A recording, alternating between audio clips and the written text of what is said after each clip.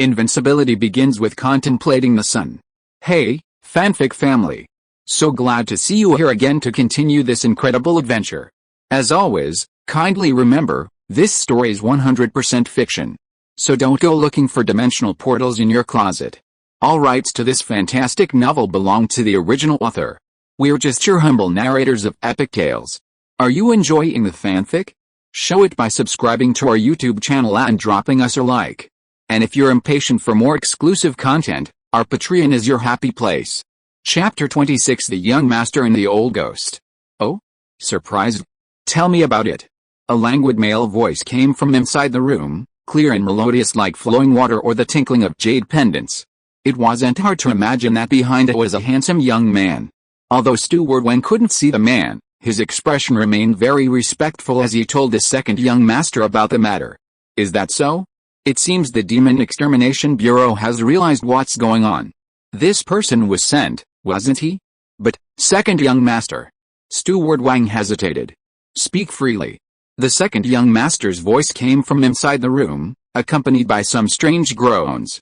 Steward Wang's lips twitched. He ignored the sounds and directly stated his guess. I tried to observe that person's aura before. It seems his cultivation level is not high. I estimate he has just entered the Foundation establishment realm. The Demon Extermination Bureau would send someone with such a cultivation level? He found it hard to understand. After all, Su Yinghen, who guarded the Three Mountains gathering, was a martial saint at the Blood Exchange realm, almost stepping into the true key realm. What you say makes sense, but don't be careless. After all, it's the Demon Extermination Bureau that's here. The Demon Extermination Bureau has countless capable individuals. Who knows what trump cards they might have? Even if they were just at the initial Foundation establishment stage, they shouldn't be underestimated. The second young master set the tone, and then strange sounds came from inside the room. There was even the cracking of whips. Then, young master, what should we do? If we don't deal with that brat Su Liang soon, things might be exposed. According to him, he also has some kind of tracking technique. Manager Wang revealed a sinister look. They'd been setting up this scheme for so long, and now that it was finally unfolding, it was being hindered by unexpected factors. What a pity. The Demon Extermination Bureau sent people here, presumably to investigate Su Yinghen's disappearance.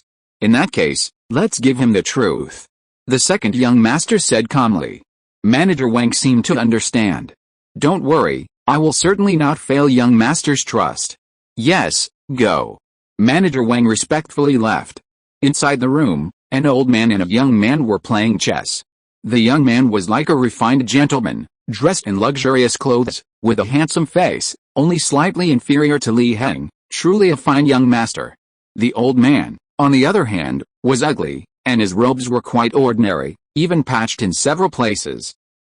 Young Master Yi, this is a big deal. If it's not handled properly and arouses the suspicion of the Demon Extermination Bureau, then disaster will befall us. The old man chuckled maliciously. You don't need to worry, old ghost. Of course, if you want to take action, I won't stop you.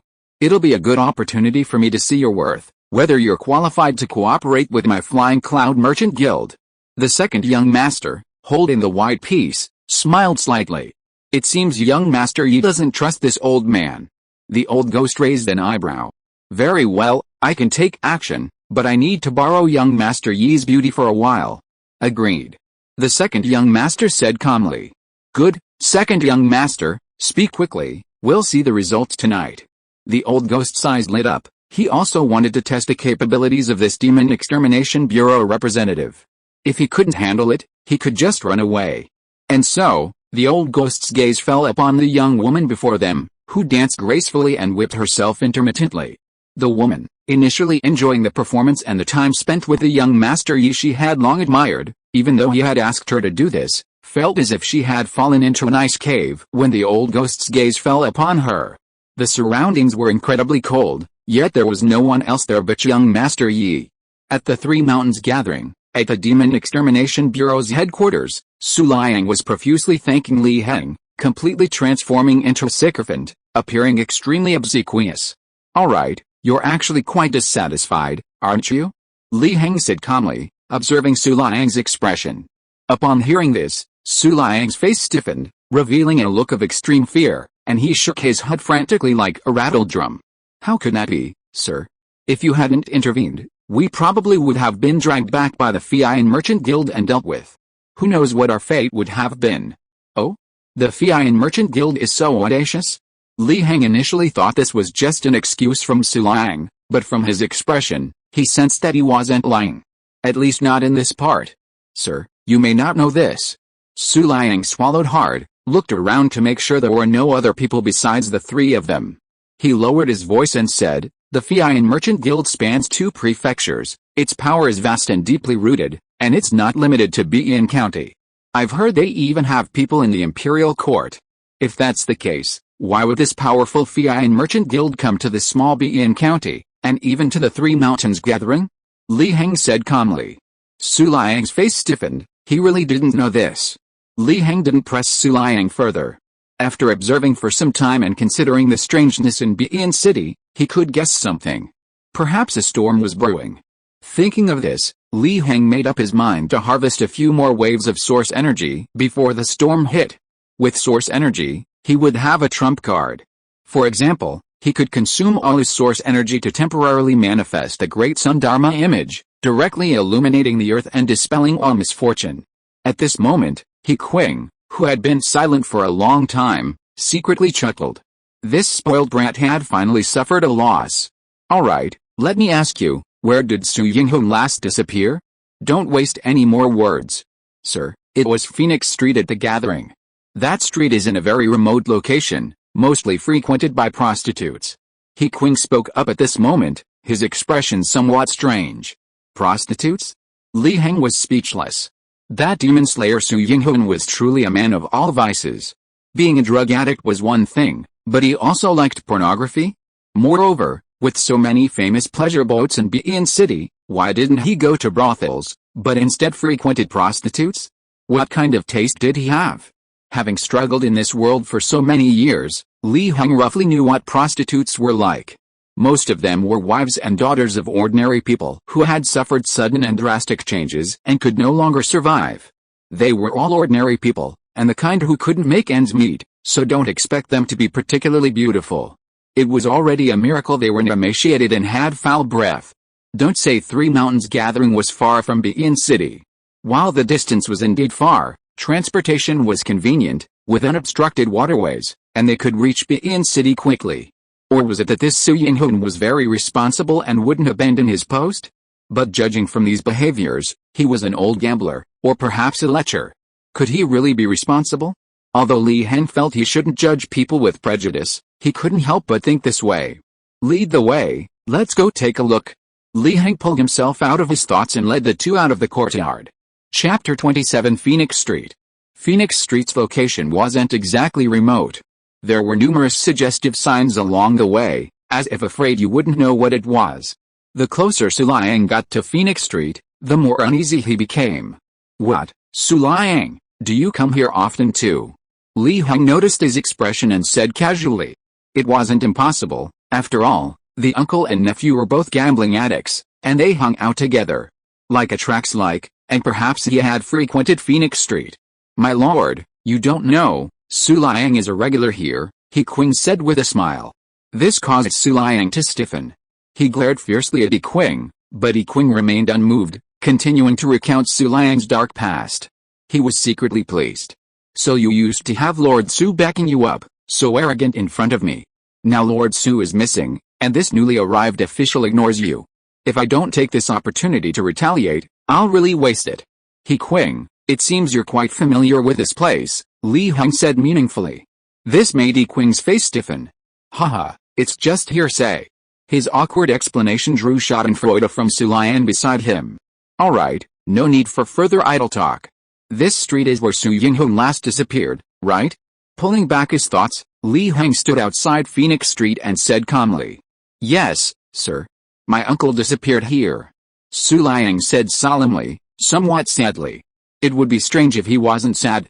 After all, if it weren't for his uncle, he wouldn't have become a demon slayer. All his current status was thanks to his uncle. Now that his uncle was missing, it was like losing his backer. In that case, then use the tracking technique you mentioned. Li Heng said calmly. Sir, Aren't you going to investigate a little?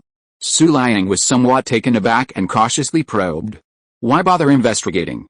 Phoenix Street is wide and long, and who knows how many dark corners it hides? What's the point of searching with the naked eye? Are we just going to rely on luck? It's better to use your secret technique as soon as possible to lock onto the aura. Or are you saying you don't have any secret technique at all, and you're just lying to me? As he spoke, Li Heng's expression turned cold. He had no good feelings towards Su Liang. After all, he was a gambling addict. If it weren't for the so-called tracking secret technique, he wouldn't have wanted to protect Su Liang. As the saying goes, gambling addicts don't deserve sympathy.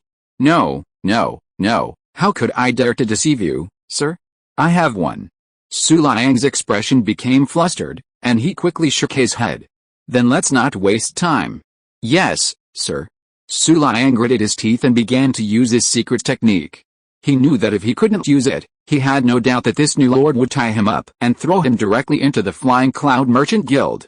He circulated his internal energy and bit his index finger, and with his finger stained with blood, he drew a rune in the air. A blood-red light shone, and the rune took shape. Strands of crimson light extended forward. My lord, the secret technique has taken effect. Just follow those light patterns, Su Liang said weakly, his face pale, as if severely weakened. This was perhaps the price he paid for using the tracking technique. If there were no price, he should have used it a few days ago when his uncle disappeared. Li Heng pondered this. This tracking technique was quite interesting. It actually condensed runes in the void to track auras. It possessed the power of a true key realm cultivator, or even one above. Then let's go, he replied calmly, leading the two into Phoenix Street. Phoenix Street was quite wide, but it was no different from any other street, if one could ignore the groans coming from the houses on both sides and the women lining the road. Li Heng couldn't help but shake his head. This was daytime. Business was so good during the day. It was practically blatant debauchery.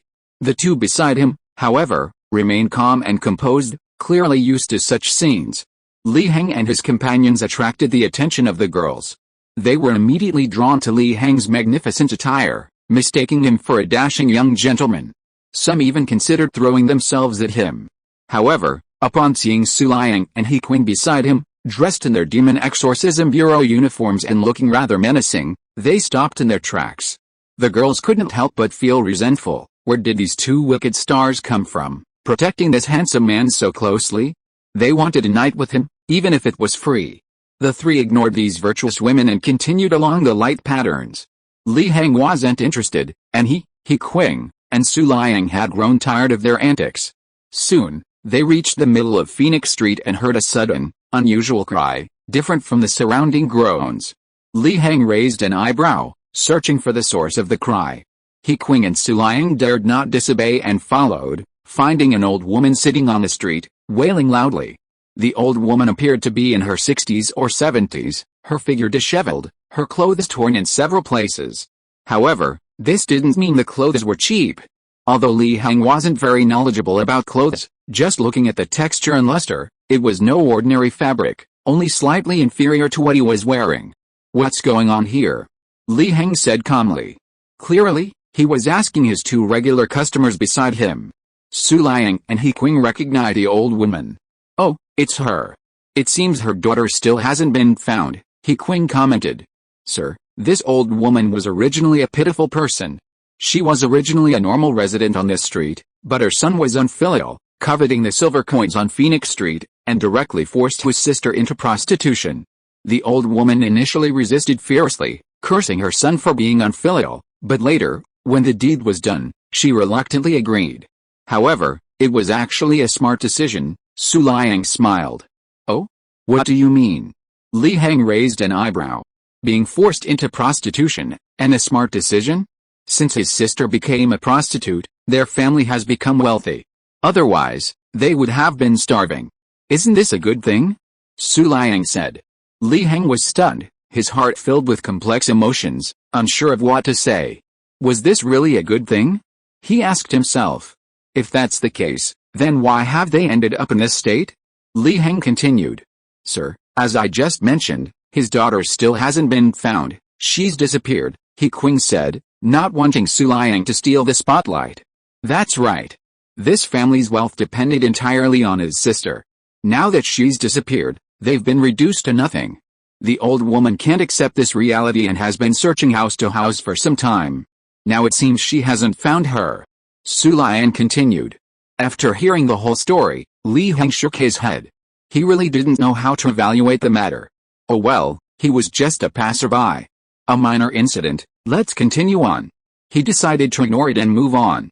Su Liang and He Qing nodded. It was indeed just a minor incident, merely a matter between some peasants, and such things were commonplace. At that moment, however, Su Liang stopped in his tracks, his face filled with astonishment. Sir, the breath has ceased. If you are listening to this novel on a channel other than Fanfic World, it means it was downloaded and re-uploaded without effort. We warmly invite you to visit our channel, Fanfic World. There you will find the original version of this story and many other novels of various genres. We look forward to seeing you dive into a world of incredible novels. Chapter 28: A Long Chase. The aura has stopped? What happened? Li Heng frowned, looking at Su Liang with an unfriendly expression. Protecting Su Liang wasn't about letting him take advantage of the situation. Su Liang quickly explained, My lord, my tracking technique is meant to locate someone by following their aura, but for some reason, or perhaps because the interval was too long, my uncle's aura dissipated ahead. He seemed somewhat embarrassed. He had been confident in his technique. After all, he had consumed his essence and vital energy, and should have been able to track down his uncle's whereabouts. But now the clues had simply disappeared, giving him the awkward feeling of a project collapsing halfway through. The aura dissipated, and the interval was too long? Li Heng still frowned, thinking to himself, this seems too coincidental, doesn't it? Why did it have to dissipate now of all times? At this moment, Su Liang suddenly knelt on the ground. Please forgive my negligence, my lord. I should have used the technique to track him a few days ago.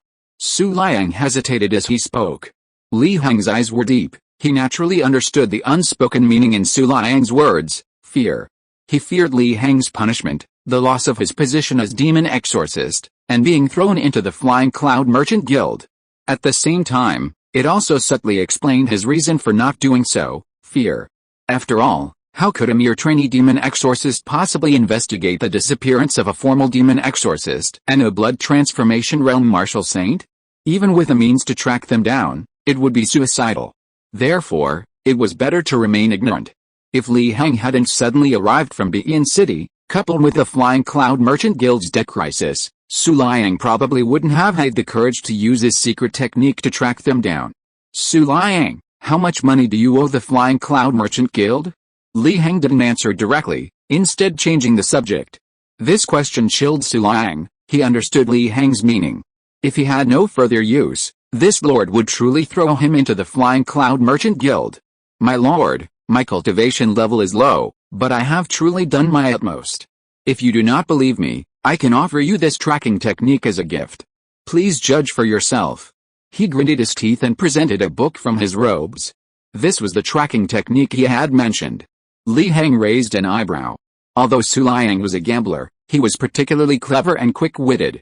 Knowing that Li Heng was interested in this tracking technique, he used it as a way to offer it up. Li Heng couldn't very well confront Su Liang. After all, he had no grudge against Su Liang. At most, he just disliked him and thought the gambler was hopeless. He Qing, standing nearby, was filled with envy. To be honest, he had long coveted Su Liang's techniques after hearing Su Liang boast about how profound they were. He had also wanted to obtain them through various means. Unfortunately, Su Liang had always had Su Yinghong backing him up, so he didn't dare to set a trap and trick him into giving them to him.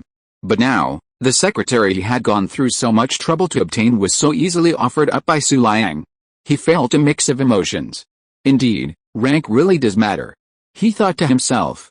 Li Heng, without any ceremony, directly took the secret technique from Su Liang. The book wasn't thick, just a thin booklet, its pages yellowed. Clearly quite old. The cover bore 4 large characters, 10,000-mile soul chaser. Li Heng was somewhat surprised. What a boastful tone. This reminded him of the legendary grandmasters of the innate realm. Legend had it that those at the innate realm could communicate with heaven and earth, lock onto others' auras, and chase their souls across 10,000 miles. Could this secret technique be related to the innate realm? However, As far as Li Heng knew, the innate realm's 10,000-mile soul chaser was a supernatural power that arose spontaneously upon reaching a certain level. He felt that this secret technique was probably created by a martial arts master below the innate realm to imitate the supernatural power of the innate realm. The real 10,000-mile soul chaser wasn't this weak. Only a few days had passed, and with just a sudden loss of vital energy, the trail had become untraceable. Of course, this couldn't rule out the possibility that Su Liang's cultivation level was simply too low. This method is too profound, I need to observe it further. Let's go back, we'll discuss this tomorrow. Li Heng naturally put the book away and turned to leave. Since the vital energy had ceased, there was no need to continue searching. They weren't locals, and even asking around wouldn't guarantee results. On the other hand, if Li Heng could successfully cultivate this secret technique, there might still be a chance. His cultivation wasn't as weak as Su Liang's. Besides, he possessed the visualization ability. Su Liang breathed a sigh of relief, finally managing to get away with it. He couldn't wait to return, as the closer he got to the truth, the more dangerous it became. He might die unexpectedly. He muttered to himself, so what if you got the secret technique?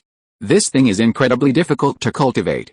He himself had a fortuitous encounter with the secret technique and spent a full month cultivating it before even grasping the basics. What could you possibly achieve in one night? Just keep wasting time and grinding it out. As long as the case isn't solved, you'll have to stay here, and the Fian Chamber of Commerce can't do anything to me. You also won't get close to the truth, so there's no more danger. Su Liang thought to himself, pleased with himself for being such a clever little devil.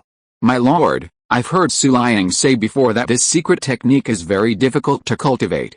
I hope you'll consider it carefully. On the way back, Heng whispered to Li Heng. He couldn't let Su Liang have it so easy. Besides, if he didn't do anything, wouldn't Su Liang become invisible? He wanted to use this as a springboard to return to Bian City. He wasn't the kind of lazy bum like Su Liang. Li Heng nodded calmly. But he didn't say much. He couldn't be bothered with the grudges between the two. However, if Heng had any value, and was clever enough, he wouldn't hesitate to give him an opportunity. Heng saw Li Heng's expression, slightly stunned, his heart sinking. Had he tried to flatter him but ended up blundering? He had miscalculated. However, he wasn't discouraged. He pondered what methods and valuables he could use to curry favor with his lord. That night, the Demon Extermination Bureau's headquarters was brightly lit.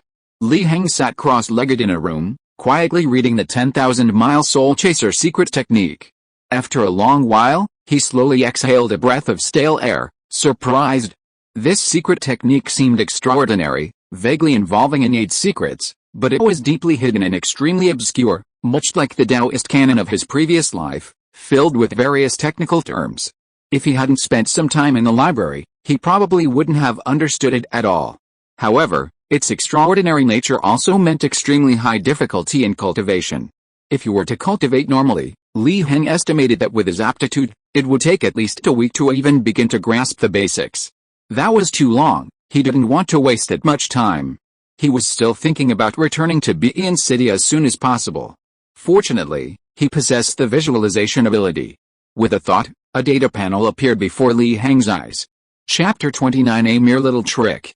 Name, Li Heng cultivation level, foundation establishment and body tempering realm technique, Taiyuan Gong level 2, foundation establishment chapter, source power. 20 information, sun visualization progress 10%. Li Heng's mind stirred, and he directly used the panel's appraisal function to see what grade this 10,000-mile soul chaser was. 10,000-mile soul chaser, a tracking technique that uses essence blood as a guide and internal energy as its means to find the world's energy flow. Level, half step innate, suspected to be incomplete. The brief information made Li Heng think to himself, as expected.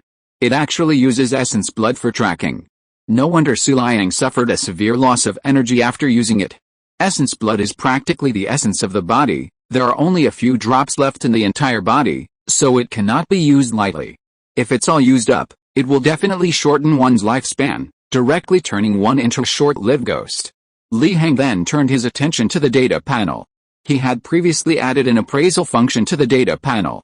Although the information obtained was short, at least it could identify what it was, without worrying about the appraised item being disguised. Now, He planned to add some more functionality to the data panel, such as upgrade points, so it wouldn't just be something to look at. Only being able to see the data panel was somewhat embarrassing. Think of Deep Blue, cough of course. Li Heng also knew that with only 20 points of source energy, he absolutely couldn't create a true upgrade points system. Even if he could, it would be an incomplete version with significant limitations, so it was better not to add anything at all. Therefore, Li Heng decided to settle for second best and add a quick start function to the panel. Just a quick start, so the source energy consumption wouldn't be much, right?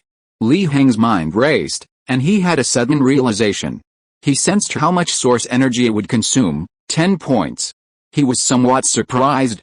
Adding the appraisal function cost 10 points, and adding the quick start function also cost 10 points. It seemed the source energy conversion was a little different from what he had imagined? Or perhaps the appraisal function and the quick start function were essentially the same, hence the same source energy consumption? He pulled his thoughts back. Now wasn't the time to think about such things. He would experiment later when he had more source energy. This world had no shortage of demons and monsters, so it had no shortage of source energy. He poured 10 points of source energy into it. The data panel immediately underwent a mysterious change, an indescribable yet undeniably felt shift. Then, new information appeared on the panel: secret technique, 1,000-mile soul chaser, not yet mastered. Plus, he knew that clicking the plus sign would instantly master the 1,000-mile soul chaser without consuming any additional source energy. Clicking the plus sign, the 1,000-mile soul chaser was immediately mastered. A flood of information and insights about the 1,000-mile soul chaser secret technique surged through Li Heng's mind, allowing him to easily grasp it, as if he had been immersed in this path for a year. He was somewhat surprised. This was considered just beginning? Could it be that the data panel's assessment of entry level was different from the world's entry level standards? Or was Suliang simply too weak, and hadn't even entered the basics? Li Heng shook his head. If that were the case, then he had truly been misled by Suliang. No wonder Suliang was panting heavily after using the tracking secret technique once, looking like he was shortening his lifespan. He hadn't even entered the basics? Or perhaps he was only hovering on the edge of mastery, not fully proficient, which explained his condition. He knew it. Even if Suliang was weakened from visiting brothels, he still had some essence in blood left. Surely he wouldn't be that weak after just one use? If the cost was truly that terrifying, the information displayed on the data panel should have included the words demonic secret technique. Having mastered the secret technique, Li Heng felt relieved. He always hated finding people, but now he finally had a way to solve this problem. At that moment, the surrounding lights went out instantly. Li Heng was plunged into boundless darkness. Simultaneously, gusts of eerie wind swept in from outside, like the howling of ghosts and the biting cold. His mind stirred slightly, a sense of helplessness washing over him. Where did this little monster come from? Only a day had passed. It was already jumping out so impatiently. Did it really think he was easy to bully? However, the strange domain was quite formidable. Even though he had advanced to the Foundation establishment and body-tempering realm, these strange creatures could silently pull him into the domain, plunging him directly into darkness. No wonder the rumor said the strange creatures were unstoppable. Li Heng was puzzled. Rumor had it that only a minority of monsters possessed a ghost domain, while most didn't. Why did all the monsters he encountered have one? Forget it, I'm too lazy to get entangled with a little monster like you. Li Heng shook his head. His blood surged, and he simultaneously visualized the great sun imbued with the power to destroy demons and slay evil, stacking buffs. He used the 10,000-mile soul tracking technique to lock onto the monster's aura, and in an instant, he charged in a certain direction. His speed was so fast that even the air seemed to tear. Crack! The wooden wall beside him was instantly pierced by Li Heng's figure, creating a large hole. Arriving in the courtyard, his speed didn't stop. With a flick of his hand, he directly slammed it onto the monster that couldn't dodge in time. Then, with Li Heng's terrifying strength, it was dragged to the stone wall outside the courtyard, where it slammed into it, creating another hole. The ghost domain shattered with a deafening roar, and the lights came on again. By the light of the courtyard lamp, Li Heng could clearly see the eerie face of the woman. She was a beautiful woman dressed in a somewhat revealing yet dignified palace gown, her exposed white skin bearing macy whip marks. At this moment, the female Eerie was in a deep sleep. Or perhaps, The spirit within her had been suppressed by the demon-slaying power of Li Heng's visualization of the great sun. Without the demon-slaying power dissipating, the eerie creature could only lie there like a corpse, unable to do anything. Li Heng fell into deep thought. Eerie creature with what marks? Who would enjoy torturing eerie creatures? Or was this woman whipped in life and transformed into an eerie creature after death? Suddenly, Li Heng felt a sense of being watched. He frowned. Why did those behind-the-scenes figures like to spy on others? Just like the woman at the Drunken Fragrance Pavilion. He knew, however, that he had revealed some of his strength, and now he probably wouldn't be able to lure that figure out what to do. He pondered for a moment. His palm struck the eerie female figure, and the true fire of the sun inadvertently seeped into her body, burning her from the inside out. It instantly destroyed the supernatural entity within, the sense of being watched vanished, and her body turned to ashes. She became a pile of ashes. Source power +10. In an inconspicuous courtyard of the Flying Cloud Merchant Guild, the old ghost withdrew his senses, revealing an expression of utter horror. What a joke. A Foundation establishment bone-refining realm eerie figure was instantly killed? Could this be done by a body-tempering realm cultivator? Even a blood exchange realm cultivator couldn't do that. Could it be that her true cultivation level was actually true key realm? The thought filled the old ghost with dread. No, he had to run away quickly. He had endured until now, waiting for the crucial moment to erupt. He couldn't afford to cause any unforeseen complications and fight a true key realm demon slayer. He quickly walked out of the room, intending to leave without saying goodbye. As for the cooperation with the Flying Cloud Merchant Guild? To hell with it, he'd break the contract. He didn't want to be caught off guard. Old man, where are you going? Manager Wang, who had been waiting for some time outside the courtyard, said with a smile. Chapter 30. A second visit to Phoenix Street. Looking at the old ghost before him, Steward Wang sighed inwardly. He recalled his conversation with the second young master during the day. Steward Wang, we don't need to take action now. This old ghost will handle it for us. Young master, can we really trust this old ghost? It's alright, let him try. But this old ghost is cunning and treacherous. If he encounters trouble this time, he'll probably run away as fast as his feet. Let's ambush him here tonight and see what he does. The second young master was truly astute, predicting the old ghost's escape and assigning him to guard the place. The old ghost felt somewhat embarrassed. Trying to escape, only to be caught red-handed? Steward Wang was merely at the Foundation establishment and body refinement stage, nothing more than an ant to him. But even when beating a dog, one must consider its owner. Behind him was young Master Yi. He couldn't afford to offend him. Otherwise, he would have nowhere to hide in the entire northern prefecture. This old man just wanted to go for a walk. After all, the Three Mountains gathering is quite lively tonight, the old ghost said with a smile, trying to cover up his true intentions. I see, but my second young master requests your presence, Steward Wang said calmly.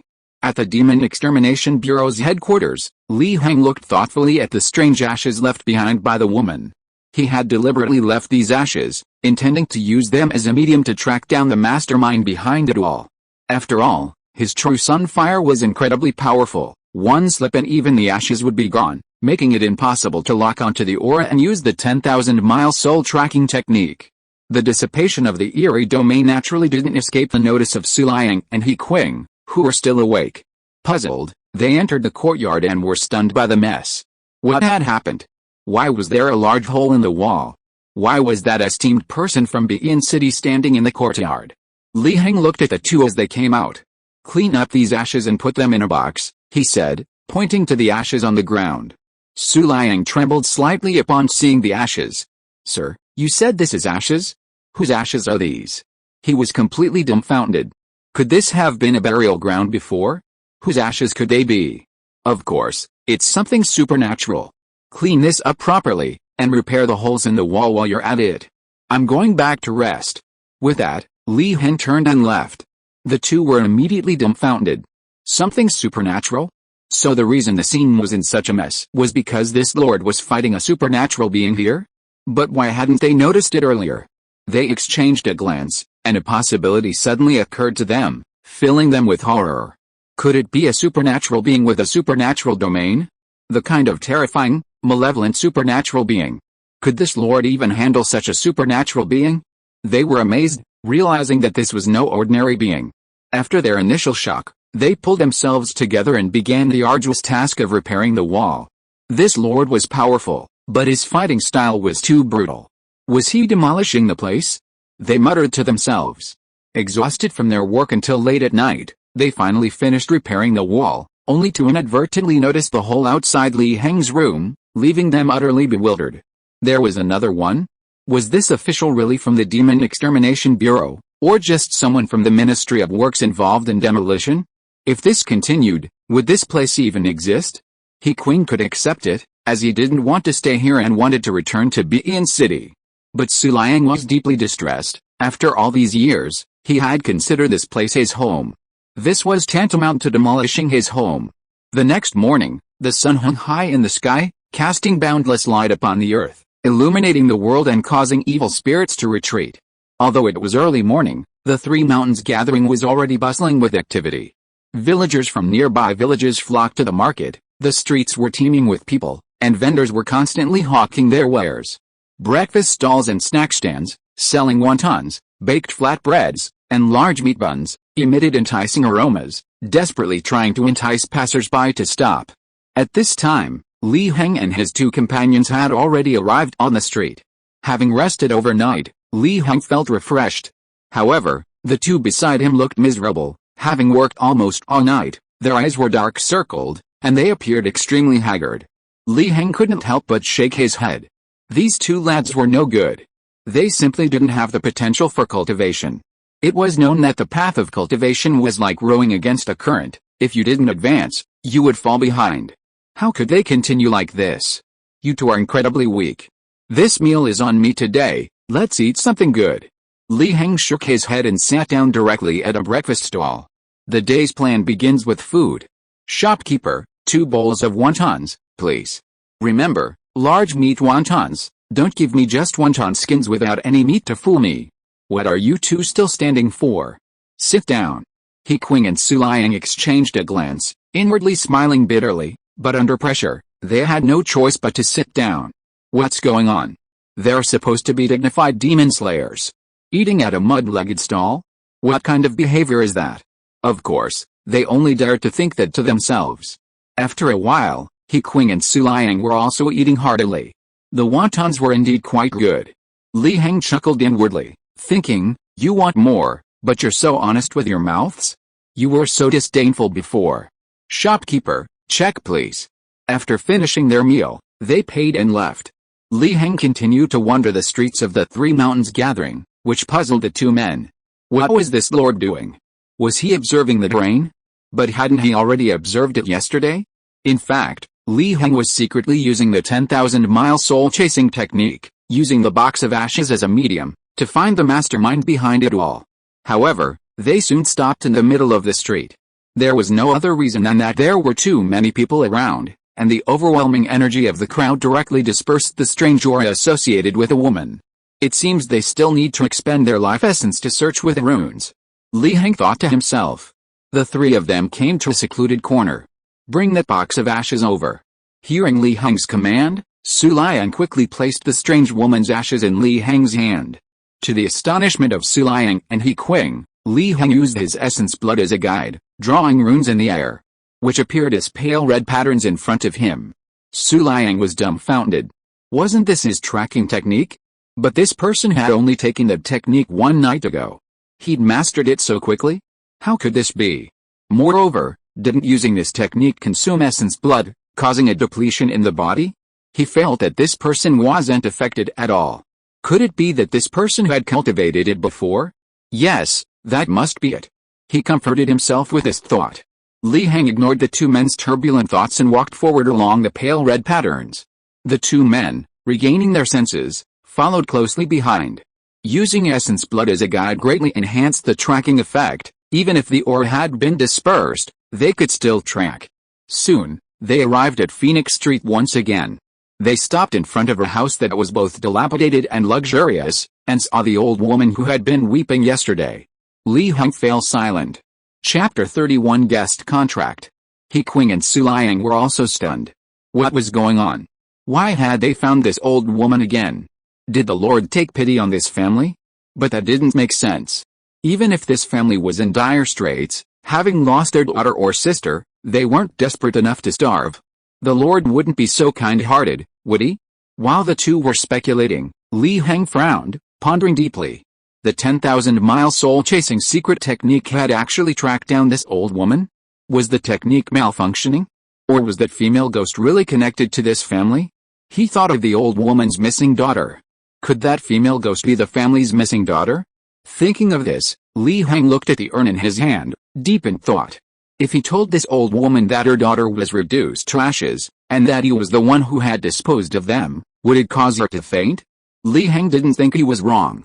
The old woman's daughter had become a ghost after death, so the murderer wasn't him, but the hidden mastermind behind it all, someone he had no connection to. At most, they might have just ruined the body? He Qing, Su Liang. From now on, you two will monitor this family around the clock.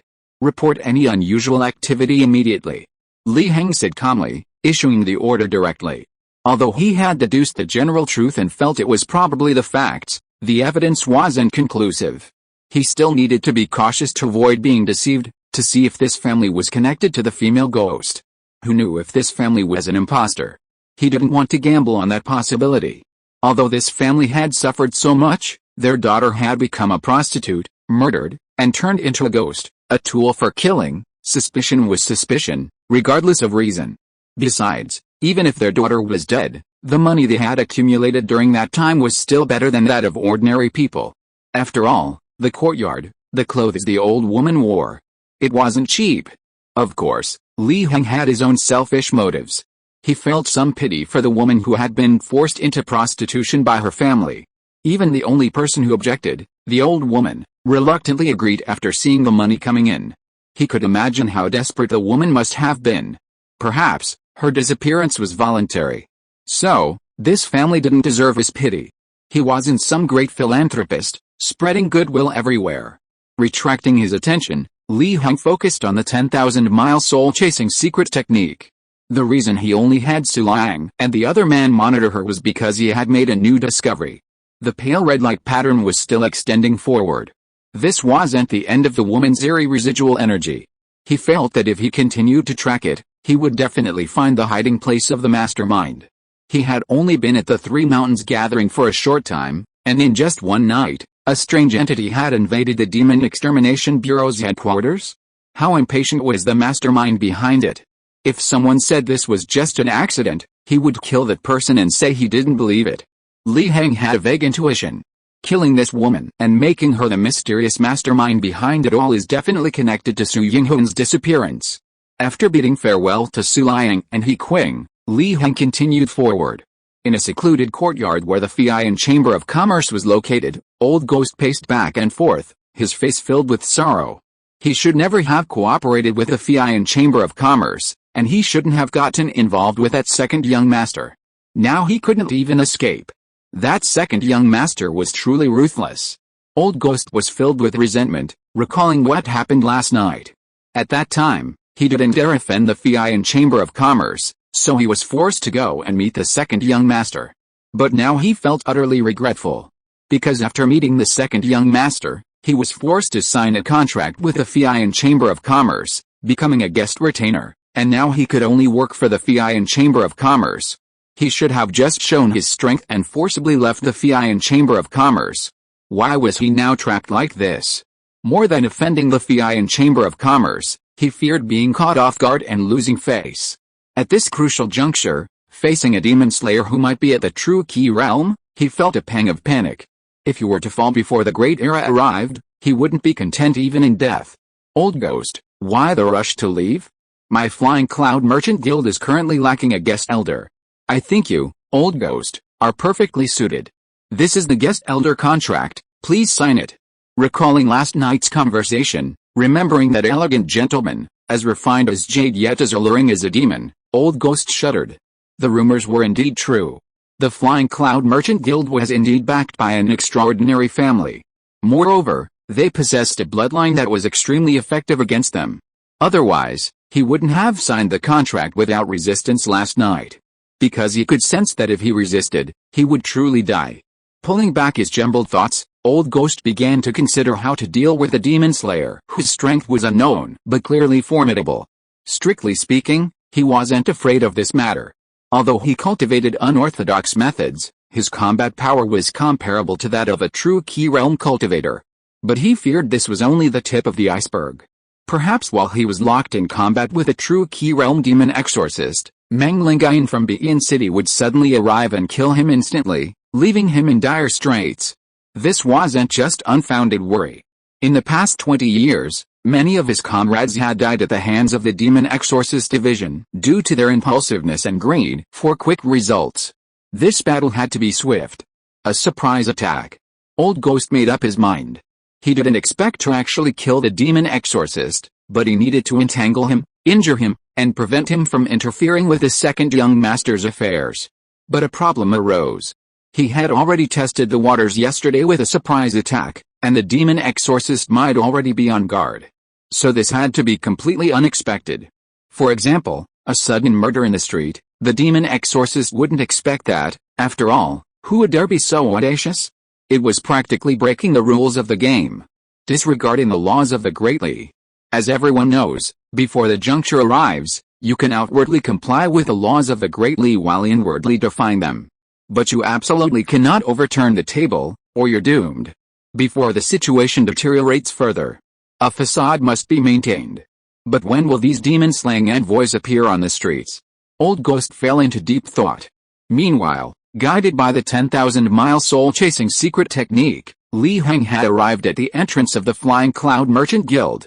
Looking at the grand mansion before him, resplendent and magnificent, like a royal residence, with the 4 gilded characters Flying Cloud Merchant Guild in bold, flamboyant calligraphy on the plaque, exuding an air of opulence, he seemed to have a sudden realization. Had he actually guessed correctly before? Chapter 32 Fishing on the Street. He observed from the outside for a moment. He didn't go in directly or pay a visit.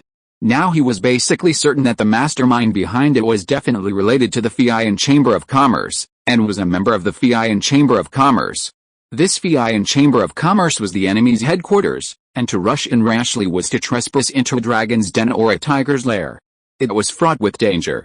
Although he wasn't afraid of the mastermind behind it and the many strange things, it didn't mean he would increase the difficulty by going to their home turf to fight them one-on-one. That would be a foolish thing to do. Even if he were to infiltrate, he would have to be fully prepared. Of course, the best way was to stir up trouble and lure the enemy out. Thinking about this, Li Heng had a rough plan in mind.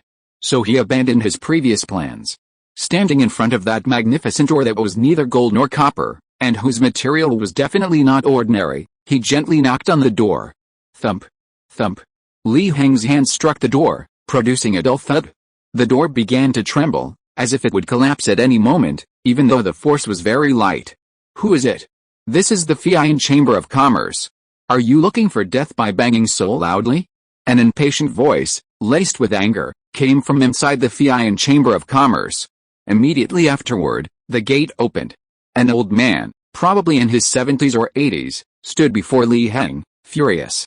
Where did you come from? Do you even know where you are? How dare you offend the Fian Chamber of Commerce? Do you believe you'll be drowning in the Tongshan River tonight and feeding their fish? The old man's tone was extremely hostile. Li Heng remained unmoved, directly displaying his token.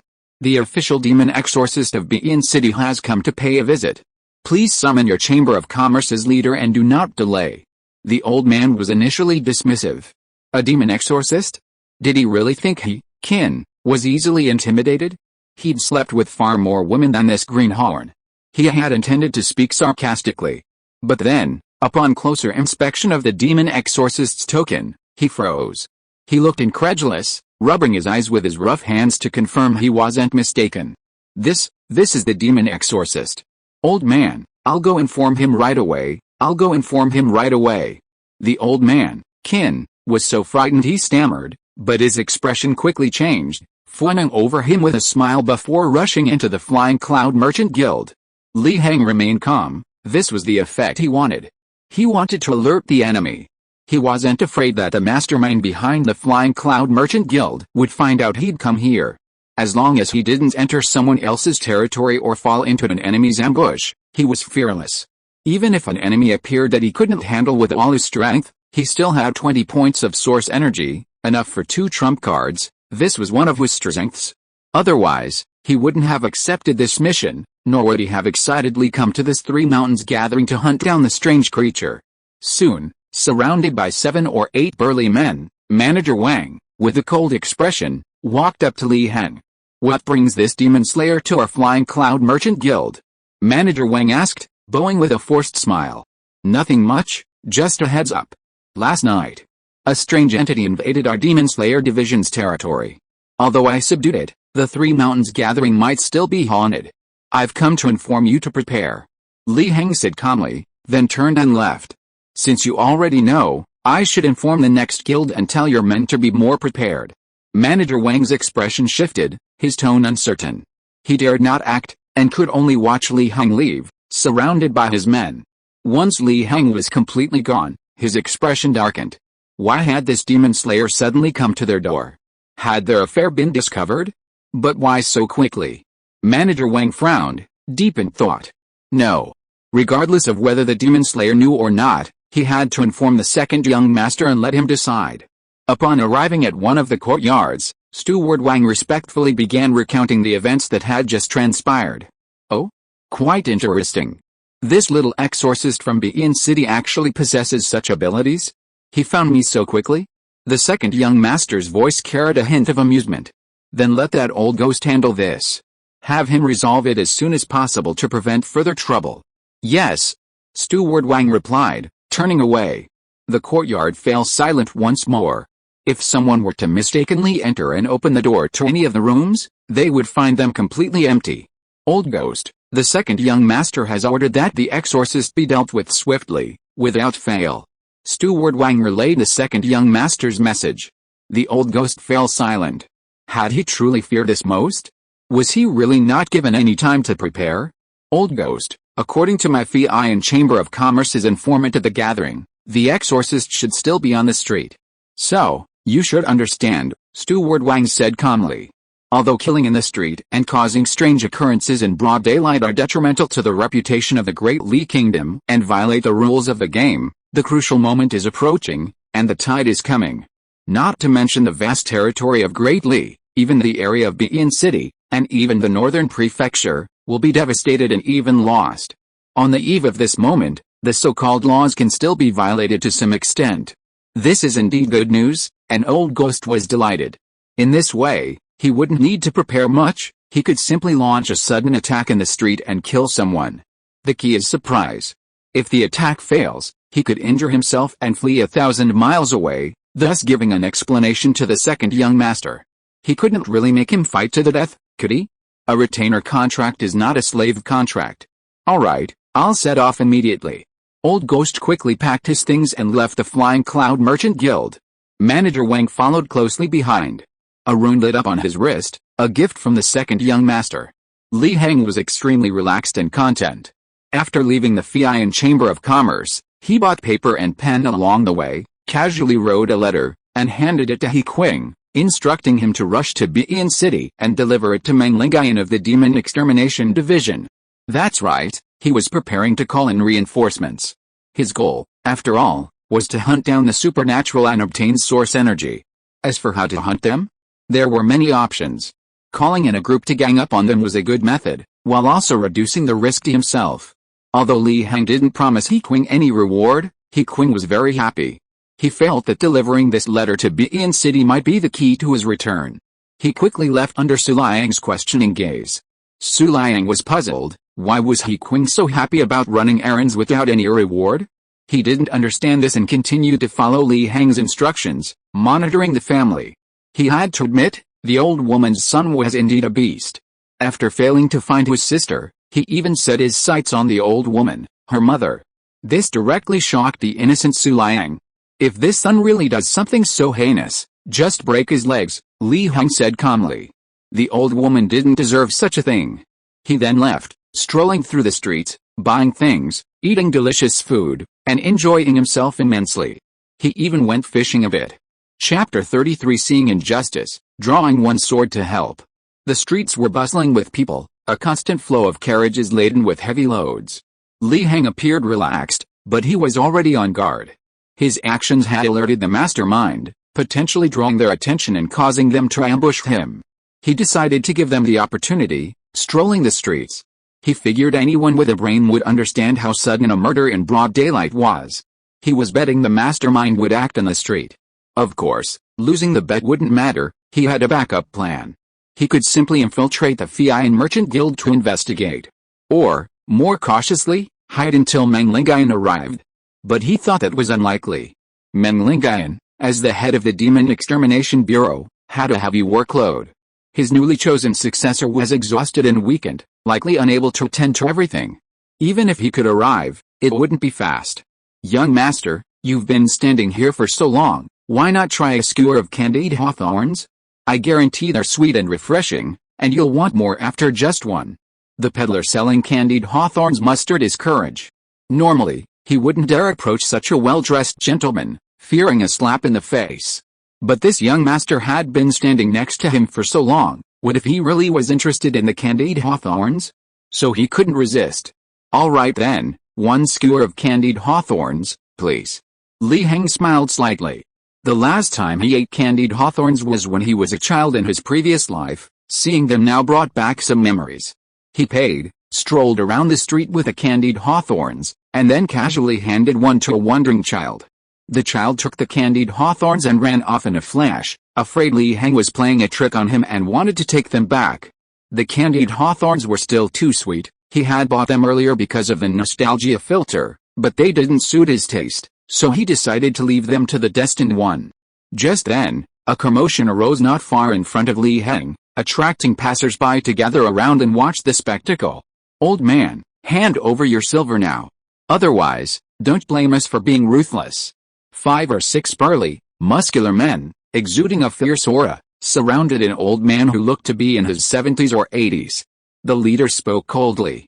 The old man had already fallen to the ground, his face filled with terror. Gentlemen, please spare me. I really have no silver, I'm penniless. His voice was hoarse, and his body trembled. He looked at the passers-by with pleading eyes. His pitiful state aroused righteous indignation among the passers-by. However, upon seeing the burly men beside him and their incredibly fierce eyes, they instantly cowered. Forget it, they thought. Maybe some passing chivalrous person will see injustice and lend a hand? This was the thought of most. It wasn't worth risking their lives for this.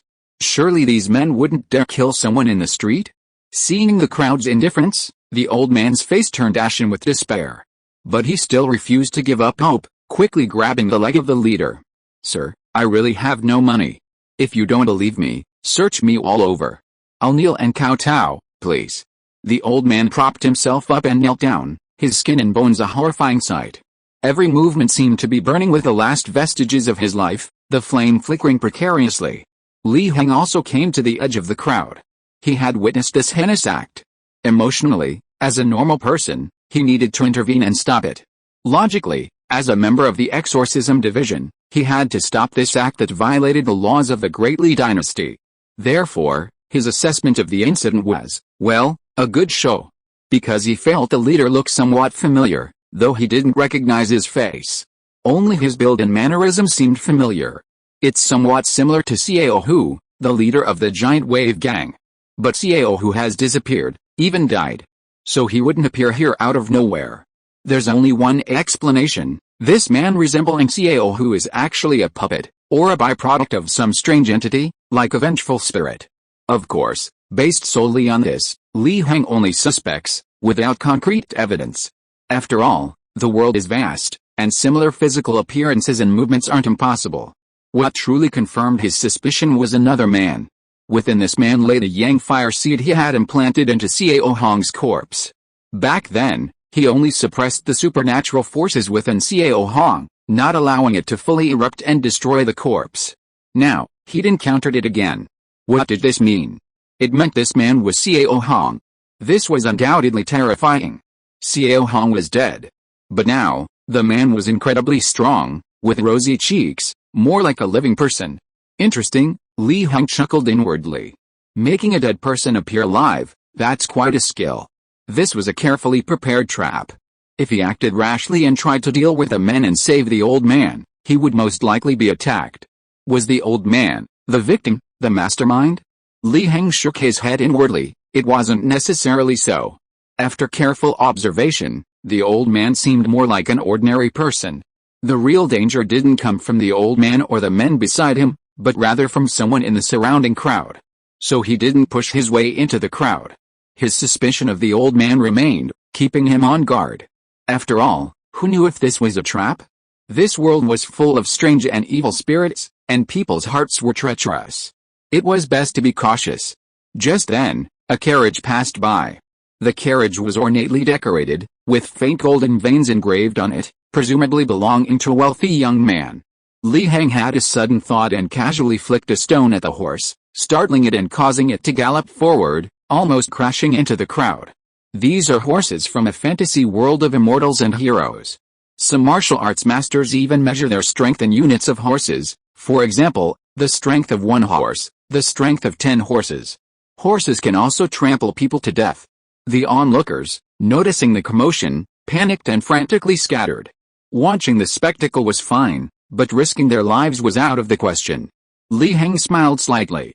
He wanted to see how this situation would unfold. The crowd scattered, leaving only one young man standing there, stunned, seemingly unable to react. Then, the surrounding scenery suddenly shattered like a mirror, the light dimmed, and he was directly transported into the eerie realm.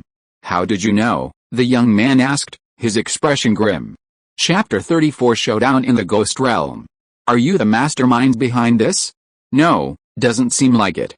More like a pawn sent by the mastermind, cannon fodder to deal with me." Li Heng said this without answering. The young man's face darkened, and his appearance aged rapidly, turning into an old man in the blink of an eye. Then the old man, surrounded by a group of men, turned back into the young man, instantly losing his life force, his flesh and blood fading, turning into bare white bones. This was clearly some kind of secret technique. Li Heng sighed inwardly. He had originally wanted to save him, but now it seemed that this person had already fallen for it. "Never mind, no matter how you saw through it. But you have been taken into my ghost domain. However, what surprises me is that you didn't resist. Are you really that arrogant?" the old ghost asked, puzzled. But as he spoke, those men, or rather, the ghost's appendages, had already rushed forward. Obviously, he wouldn't make such a mistake as dying from talking too much. In his opinion, this demon slayer, as a true key realm expert, could easily break through the ghost domain by using his true key while the ghost was taking shape. In that case, his ambush would have been a complete failure. Unlike now, where although he lost the opportunity for a surprise attack, he also successfully deployed his ghost domain. Strictly speaking, he only lost halfway. Li Heng didn't answer. Because for him, that statement didn't hold true. He didn't want to be drawn into the ghost domain. But this ghost domain was truly mysterious, and at his current level, he couldn't avoid it. Perhaps only when he reached the true key realm, when his internal true key naturally generated, could he avoid the ghost domain and tear it apart with his own raw power. Avoiding the attacks of these strange appendages, he tilted his head, his body slightly flashing, and with a blast, he sent these strange appendages flying, damaging their bodies. These appendages were probably members of the Giant Wave Gang in life. Back then, he only thought the Giant Wave Gang members were a bunch of misfits, with few who could fight. But now, after death, as strange appendages, they became exceptionally brave. Truly, their value in life was less than their value in death. If it weren't for his advancement to the Foundation Establishment realm.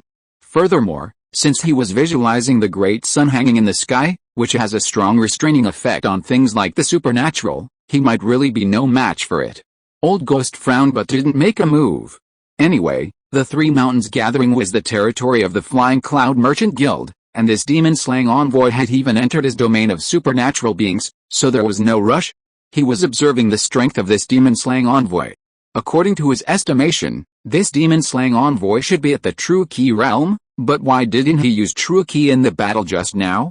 Could his estimation be wrong, and he wasn't at the True Key realm? Being cautious by nature, he immediately realized that this was not simple, and in addition, his puppets were gradually starting to break down, so he couldn't let this demon-slaying envoy continue to be at ease. With a thought, his figure disappeared from the spot. Then, the next moment, he instantly teleported behind Li Heng. His large, thin hand, which was as thin as skin and bones, emitted a dark, inky light, and wanted to strike Li Heng. This strike contained pure yin energy. If a mortal were to be hit, he would die instantly. Even a martial saint at the blood exchange realm would suffer severe damage to their vital energy upon reaching the point where their blood is like mercury. Sensing the threat, Li Heng didn't dodge. He directly withstood the attack head-on. Incredibly pure yin energy began to invade his body, coursing through his limbs and groin, eroding his blood and leaving him weakened. His expression changed, and he quickly distanced himself from the old ghost. Strangely, the old ghost stood frozen in place, his brows furrowing deeply, deep lines forming on his face. "Why didn't you use your true energy just now?" he asked. The old ghost was extremely puzzled.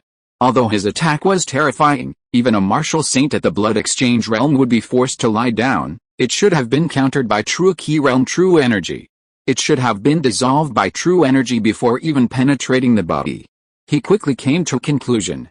"So you're not at the true key realm. I was wrong before. But if you're not at the true key realm, how could you directly resolve the strangeness of the bone refining realm?" the old ghost asked again, then answered his own question. "So you must be a genius, capable of crossing realms to kill enemies, or perhaps you possess a trump card to counter the bizarre?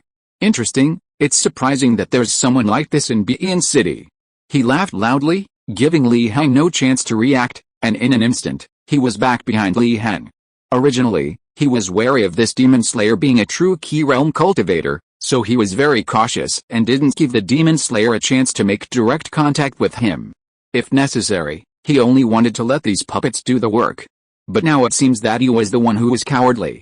This demon slayer wasn't even a true key realm cultivator, and he was scared by himself? It's a bit embarrassing. But it doesn't matter, as long as the mission is completed. These thoughts flashed through his mind, but the old ghost's movements didn't stop. He gathered all his yin energy into his palm, and almost instantly, he was about to imprint it on Li Heng. Li Heng seemed not to have reacted in time and could only let the palm imprint down, but the next moment, before the palm even touched the ground, the old ghost's figure disappeared. He appeared some distance away from Li Heng, still frowning. This demon slayer really didn't react? His large hand was almost touching him, yet he stood there dumbfounded? Was he really being too cautious? Li Heng also played along, his weak body showing surprise, seemingly confused as to why the old ghost had suddenly left. Was he being toyed with? Then he showed a hint of anger. Seeing Li Heng's expression, the old ghost finally felt somewhat relieved. It seemed this demon slayer really hadn't reacted. Not a true key realm cultivator, within his reach. Then, a ghostly figure appeared behind him, like a terrifying demon, baring its fangs and claws, radiating an ominous aura.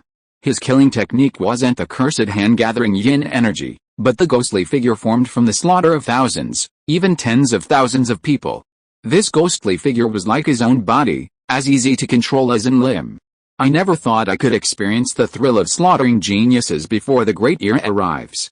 It's a pity you'll perish before the great era. Otherwise, you might become a regional overlord." The old ghost laughed, while the ghostly figure reached out to grab Li Heng. Li Heng sighed inwardly. Was this strange entity, or perhaps the demon, being too cautious? Fortunately, thanks to his superb acting skills, the strange entity had relaxed its guard somewhat. It didn't need to completely lower its guard. He only needed to relax a little. With a thought, the true fire of the sun swept through his body, instantly clearing away the yin energy that was corroding his blood and body. He focused his mind on the true form of the great sun, imbuing it with the intent to destroy demons and slay evil. His fist was then wrapped in the true fire of the sun, stacking all his buffs, and he clashed with a strange shadow. Outside the strange entity, on the real street, the surrounding pedestrians had been swept away by the Flying Cloud Merchant Guild, revealing an incredibly wide street. Manager Wang stood here, surrounded by dozens of strong men. He looked at the runes that lit up on his wrist and frowned. What happened in the strange realm? Why was there such a commotion? Who won? Explain. Caution and steadiness, that was Old Ghost's persona. Foundation establishment and body tempering versus uncanny true key, a difference of one major realm and three minor realms, so caution is advised in a fight. If they were to directly clash, their combat power would crumble. If you are listening to this novel on a channel other than Fanfic World, it means it was downloaded and re-uploaded without effort. We warmly invite you to visit our channel, Fanfic World. There you will find the original version of this story and many other novels of various genres. We look forward to seeing you dive into a world of incredible novels. Chapter 35: Chase and Escape. Two immense forces collided, creating shockwaves that overturned the strange appendages and suppressed the supernatural entities within them, rendering them immobile. Crack! The ghost domain shattered like a mirror, breaking into pieces. This wasn't because the ghost domain couldn't withstand the collision of these two forces. Rather, the master of the ghost domain, the old ghost, was sent flying by Li Heng's punch, crashing into the walls of nearby shops. The once pristine walls, free of moss, now displayed shocking cracks, like spider webs.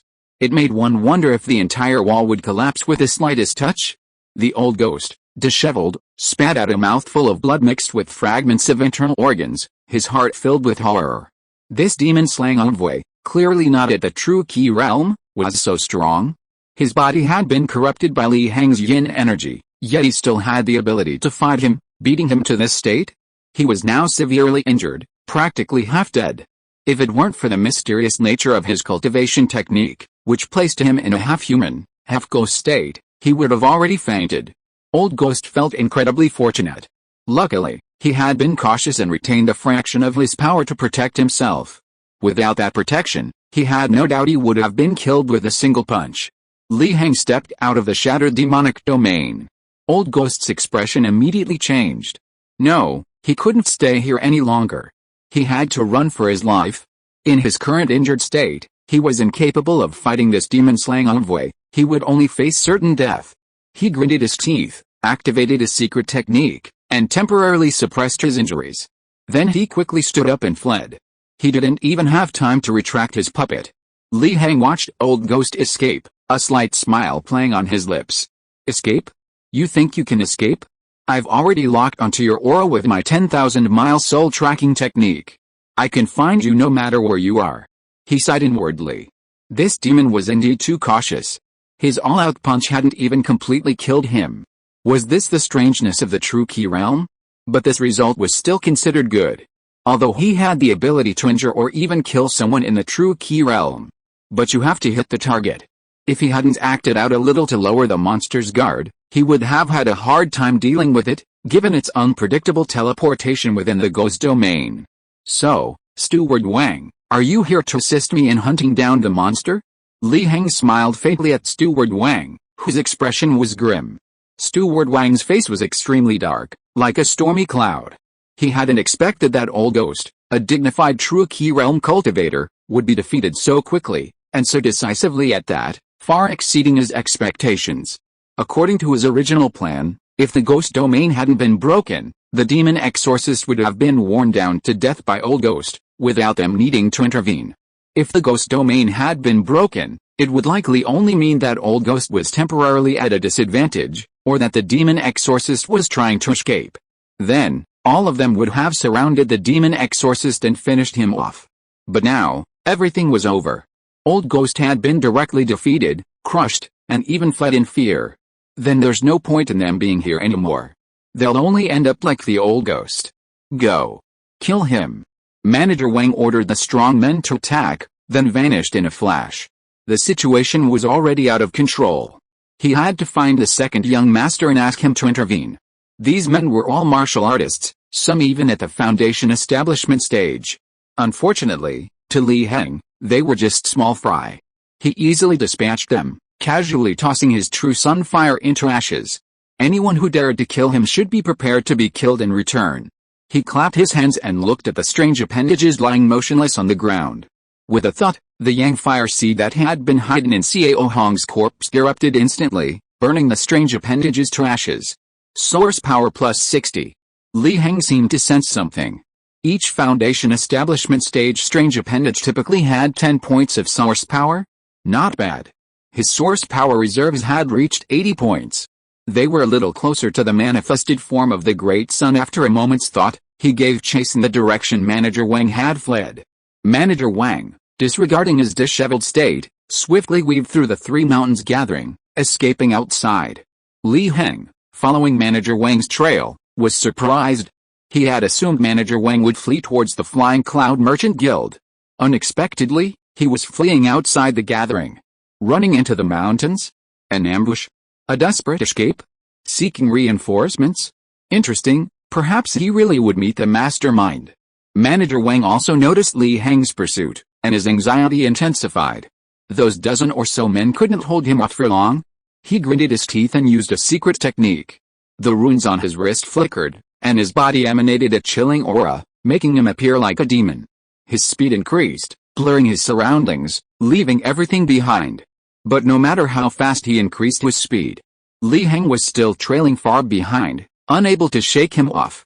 At this moment, the seemingly demonic steward Wang appeared like a normal person being chased by a demon. Having escaped the three mountains gathering, the vegetation gradually thickened, with spiders, centipedes, and other venomous creatures occasionally appearing in the undergrowth, causing it to rustle slightly. They had already ventured deep into the mountains. Li Heng was somewhat surprised. The direction steward Wang had fled in was remarkably consistent with the direction the strange creature had fled. This made him even less anxious. He could kill two birds with one stone. Moreover, he noticed that the yin energy here was denser than in the surrounding areas. Spiders, centipedes, and other venomous creatures prefer yin, which explained the abundance of poisonous creatures here. These phenomena further fueled his curiosity. As the escape dragged on, steward Wang's panicked heart finally calmed slightly, realizing something was amiss. This exorcist could have easily caught up and intercepted him, yet he was following him from a distance. Was he trying to use him to find the second young master's whereabouts? No, I absolutely can't let him succeed. The second young master might still be performing the ritual. He can't be disturbed by outsiders. This thought flashed through his mind, and he instantly stopped. Li Heng quickly caught up. Oh? You're not running anymore? Li Heng raised an eyebrow and said calmly. I have no grudge against you. Why are you chasing me? Manager Wang lied blatantly, trying to buy time. Looks like you're stalling for time. Li Heng shook his head, his figure flashing as he appeared before Manager Wang, and then threw a punch. This punch carried a fierce gust of wind. For Manager Wang's level, a mere graze would injure him, a direct hit would kill him. Manager Wang was now enveloped in yin energy, more like a demon than a human, so Li Heng didn't hold back. Anything even remotely related to the supernatural should be killed.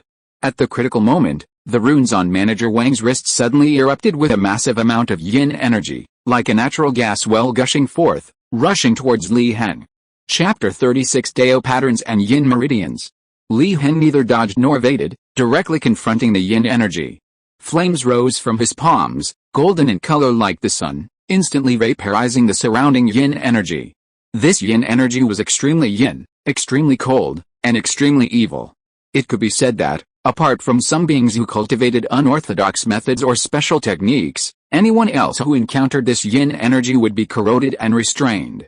At best, their vital energy would be severely damaged, and their blood and ki would be halved. At worst, they would lose their lives, and even their souls would be trapped in the yin energy, corrupted into a monstrous creature, forever trapped within it. But this did not apply to Li Heng. Although the true fire of the sun on his body was not in its complete form, it was still a top-tier, extraordinary true fire in the world, extremely yang and strong, capable of destroying all evil and strange phenomena. Therefore, the yin energy, which should have restrained all living beings, melted away like ice and snow after encountering the true fire of the sun, and was burned away by the true fire of the sun in just a few breaths. Li Heng's fist struck Manager Wang directly, sending him flying 5 zang away, snapping countless branches along the way, until it was stopped by a thick tree. After a moment, he fell to the ground. Manager Wang's body rolled several times in the grass, crushing a snake in the process, before collapsing limply, seemingly only exhaling, not inhaling. Li Heng slowly approached, as if taking a leisurely stroll.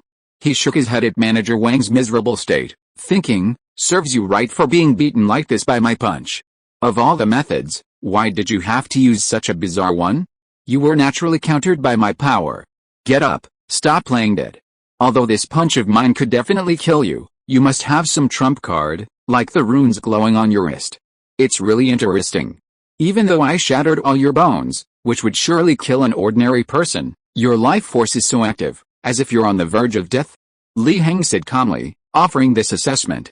His feigned death was immediately exposed, and Manager Wang could no longer continue his act. In an instant, he lunged at Li Heng, creating a gust of wind. Li Heng easily dodged with a sidestep. At this moment, Manager Wang resembled more of a monster than a human, or at most, a monster with a physical body. His eyes were bloodshot, his nails were sharp, and his hair was disheveled. He was the epitome of a monster. If you're not a monster, then who is? Li Heng also noticed the root cause of this phenomenon, the glowing runes on Manager Wang's wrist. A large amount of yin energy surged from the runes, transforming Manager Wang's body, allowing him to withstand a punch. His bones shattered, yet he survived. He could even unleash tremendous power. Could this be the legendary Dao runes? Li Heng wondered curiously. He had spent some time in the library and knew a bit about strange and unusual things. For example, information about Dao runes indicated that they were naturally formed runes, often appearing in various blessed lands, possessing mysterious and unpredictable power. Perhaps, the runes on Manager Wang's wrist. Maybe it's just absorbing and storing yin energy? He cleared his mind. What was he guessing for? He should just kill it and use the panel's appraisal function to check. Would that tell him? Continuing to guess was just a waste of time. Li Heng threw another punch. After being transformed by yin energy, Manager Wang's strength was very strong, even faintly exceeding the level of a blood-changing martial saint, reaching the true ki realm. If yin energy could be used as true ki, endless yin energy surged towards Li Heng, like a black tide, trying to sweep him away and drag him into an unfathomable hell. Faint wails could even be heard within the yin energy. Li Heng pondered. So yin energy also had the function of mental pollution? With a thought, he visualized the great sun true form, radiating light, directly cleansing away that pollution. Sending you to your death. The true fire of the sun burned with the yin energy. Li Heng's figure flashed, directly passing through the wave of yin energy, and another punch, carrying terrifying impact, struck Manager Wang. This punch, delivered with hidden force, pierced through flesh and reached the interior of Manager Wang. It then erupted instantly, ravaging and destroying his internal organs and limbs.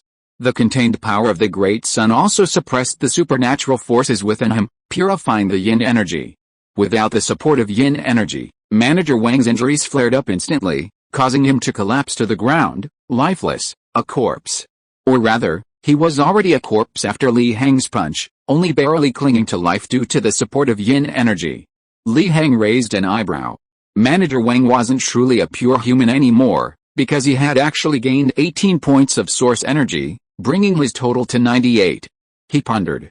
It seemed his prediction was correct. Manager Wang, who had vaguely reached the true ki realm, had 18 points of source energy. Then, a true ki realm cultivator would have over 20 points of source energy? Regaining his composure, he looked at the corpse on the ground. The runes on his wrist had dimmed, no longer glowing. Li Heng brought up the data panel and used the identification function, gathering yin rune, one of the naturally formed Dao patterns, capable of gathering and storing yin energy from heaven and earth. Often found in corpse-raising grounds. This rune is a copy and cannot be reused. Looking at the information displayed on the panel, Li Heng felt a little regretful. Although it was similar to his guess, it was just a copy and couldn't be reused. He had originally intended to use it as a tool for gathering yin energy. However, this Manager Wang was clearly just a small fry of the mastermind. Perhaps the mastermind had the original rune? He had another reason to cause trouble for the mastermind. There was still some yin energy remaining on the corpse. If left unattended, an ordinary person who touched it would definitely fall seriously ill. It might even cause the corpse to move after a while. A wisp of true solar fire shot out, completely purifying the corpse and the yin energy. It's best to clean up environmental pollution as soon as possible to avoid mutations. After dealing with the potential problems, Li Heng continued on his way. Under his keen senses from his 10,000 miles soul-chasing secret technique, the fleeing eerie creature was right ahead, albeit moving at a rapid pace in a straight line. Its aura had been locked onto, leaving it no chance of escape. Deep in the mountains, the old ghost stumbled and staggered along, smashing countless branches and even trees along the way, relying solely on his physical strength to charge headlong into the wilderness. He sensed that the surrounding yin energy was growing increasingly dense, which was undoubtedly abnormal. Something must be gathering yin energy. If he could find the source, his injuries would heal rapidly in that environment of abundant yin energy. If the source of that yin energy was the legendary yin meridian, he could not only recover from his injuries but even advance to a higher level. Finally, after leaving the dense mountains, the view ahead suddenly opened up. Before a large mountain, he saw a cave. Chapter 37 The Secret of the Cave. The cave wasn't large, its entrance only 4 or 5 meters wide. Looking in from the outside, it was pitch black, like a ferocious beast ready to devour its prey. The old ghost wasn't afraid. He walked straight into the cave and was swallowed by the deep darkness. He sensed that the source of the yin energy was within this cave. Entering the cave, the yin energy rushed in, chilling him to the bone, as if he were in the dead of winter. If an ordinary person entered here, they would die instantly. However, the old ghost cultivated unorthodox methods, using yin energy as sustenance. Here, he was like a fish in water, his injuries healing rapidly. He was overjoyed. This was indeed a treasure trove. The cave was very deep. He walked for a long time without seeing the end. There were stalactites on the cave walls, water dripping from them onto the ground, making a pitter-patter sound like a death knell tolling in the darkness. This was a forbidden place for normal living beings. The old ghost was astonished. According to the surrounding mountain ranges, this place shouldn't have such a dense concentration of yin energy. Could there really be a yin vein here? This unusual phenomenon seemed to confirm this. A surge of excitement welled up within him, and he quickened his pace. If that were true, it would be a tremendous stroke of luck. As he increased his speed, the cave narrowed, eventually allowing only one person to pass at a time. Old Ghost continued walking without changing his expression. Sure enough, after walking several dozen steps, the space suddenly opened up. An extremely spacious area, roughly the width of a football field, appeared before Old Ghost. However, when he saw what was in this space, his pupils constricted sharply. It seems my steward is dead. But how did you know about this place? Did you follow the yin energy that was inadvertently leaked? But why did you run into the mountains in the first place? You're really unlucky. This space was clearly a huge sacrificial site, surrounded by various runes that attracted yin energy. In the center stood a 3-person high altar with a very dark ball of light constantly absorbing the yin energy. It contained extremely strong life force. Beneath the altar stood the second young master of the Flying Cloud Merchant Guild, his figure ethereal, emanating wisps of yin energy, seemingly connected to the black light. He stared coldly at the old ghost. Knowing where he was and who was there, the old ghost didn't hesitate. He turned and ran. Although there was indeed dense yin energy here, it wasn't something he could obtain. He'd inadvertently stumbled upon this secret. He was doomed. Why are you running? Stay here and be a sacrifice, the second young master said calmly, waving his hand. A chain of yin energy instantly spanned several meters, firmly locking the old ghost's neck, attempting to drag him over. The old ghost struggled, trying to break free. However, empowered by the black light, the yin energy chain became extremely strong, coupled with the young master's extraordinary bloodline.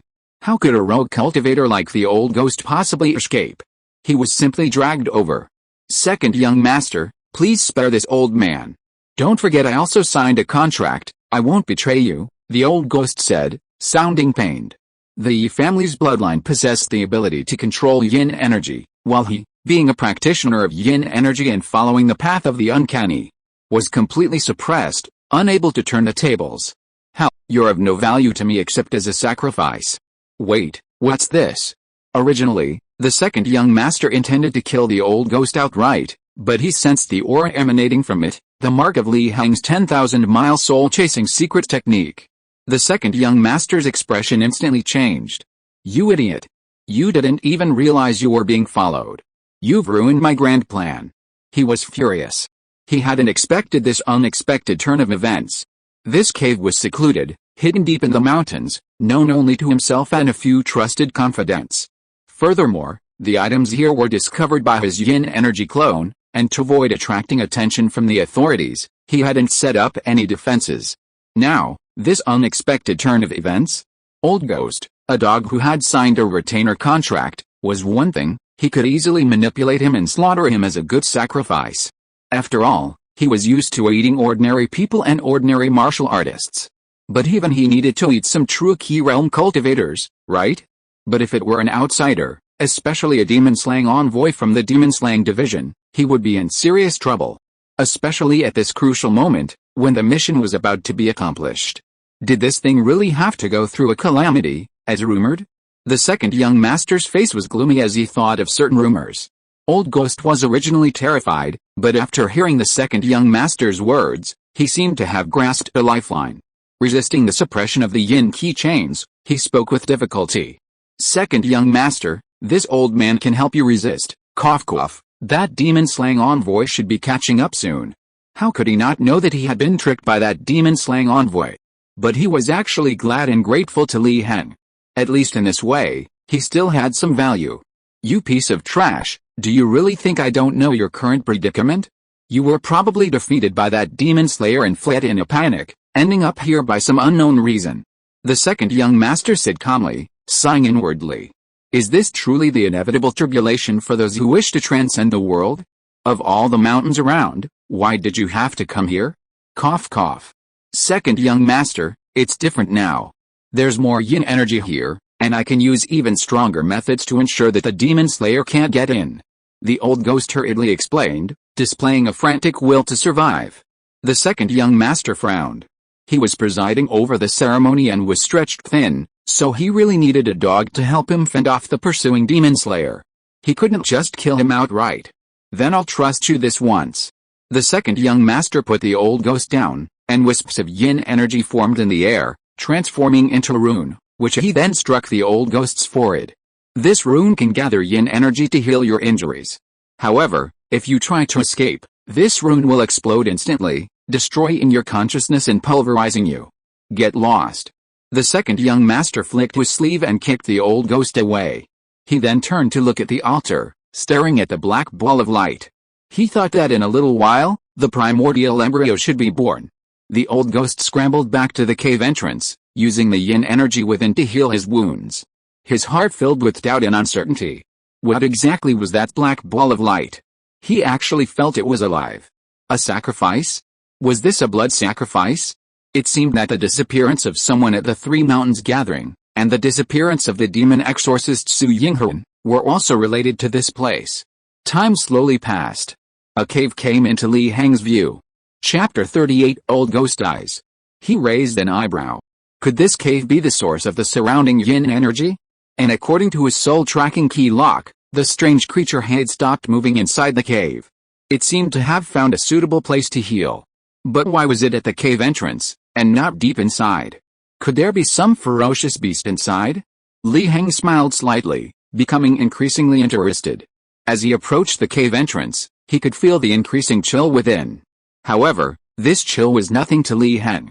His internal ki circulated, and his primordial energy filled his entire body, extremely yang and strong, directly expelling the chill. This was the benefit of possessing a different kind of primordial energy.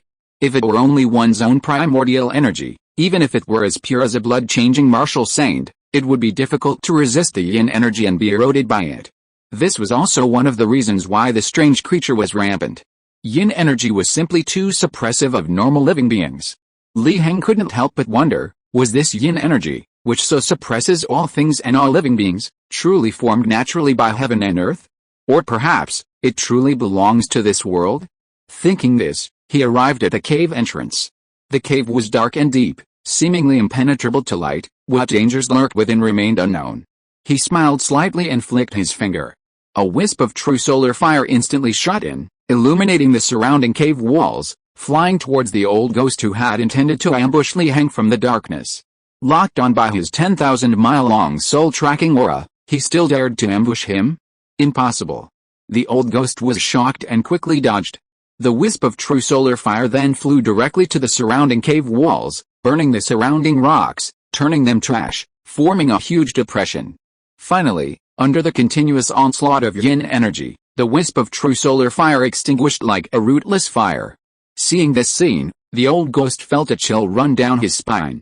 He was still injured. If he had been touched by even a little bit, would his body still be intact? He'd probably be cooked, the kind you could eat with cumin and chili powder. Back at the Three Mountains gathering, this exorcist's fist also possessed such flames, capable of burning away his yin energy and even his power, nearly killing him with a single punch. What exactly is this flame? So domineering. Who are you? Are you from the Ma family?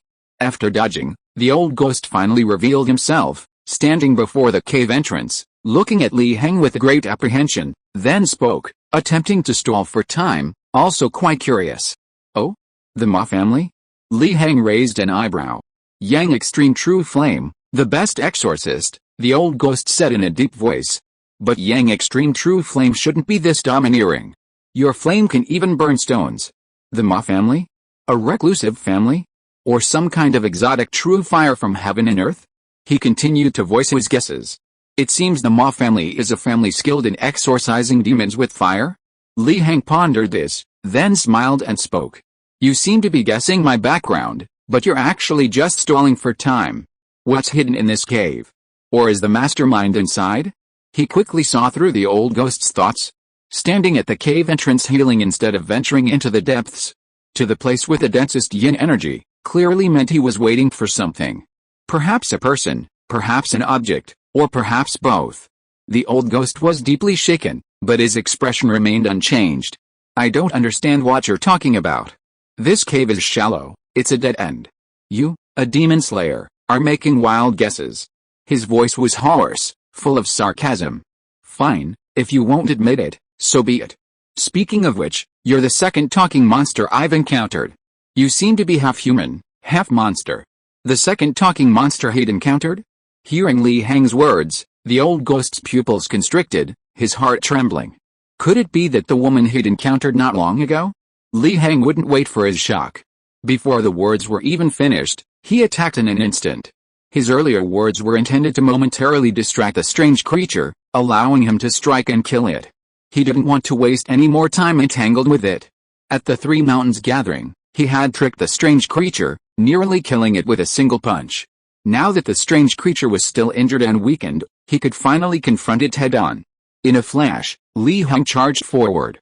In just a breath, he covered 7 or 8 meters, arriving before the old ghost and slamming his right fist down towards its face. This was a normal attack. Yes, a normal attack enhanced with various magic-breaking and evil-slaying buffs. After all, speed is the ultimate weapon in martial arts, and a strong enough normal attack can even kill a god. Faced with a threat, the old ghost finally snapped out of it, its internal alarm bells ringing. It desperately tried to mobilize the yin energy present in the area to block the attack. At this moment, Li Heng suddenly changed his move. With a left front punch, a raging fire erupted from his left fist, directly igniting the yin energy mobilized by the old ghost. The punch pierced through the old ghost's face. Boom! The terrifying force, combined with the intent to extinguish demons and vanquish evil, and the burning power of the true fire of the sun, resulted in a dual attack of physical and mental damage, sending the old ghost flying deep into the cave. At this moment, the old ghost was truly close to death. His internal injuries had not yet healed, and this punch only exacerbated his condition. He coughed up blood, feeling as if his brain had shifted and ruptured. His heart was filled with shock and panic. What kind of flame was this? Its essence was so high that even such a vast yin energy could not withstand it. Could it be the legendary immortal fire? He struggled to his feet. But he only saw Li Heng slowly walking towards him. The old ghost gritted his teeth, his face resolute. With a thought, he directly triggered the yin gathering rune on his forehead.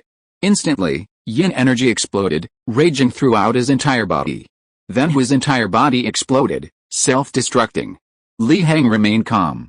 Other explosions might have injured him, but yin qi? His solar true fire burned it all away, leaving him completely unharmed. The explosion dissipated, and the yin qi rushing towards him was also incinerated by the solar true fire. However, Li Heng frowned, because he didn't feel any source energy returning. This strange creature wasn't dead yet?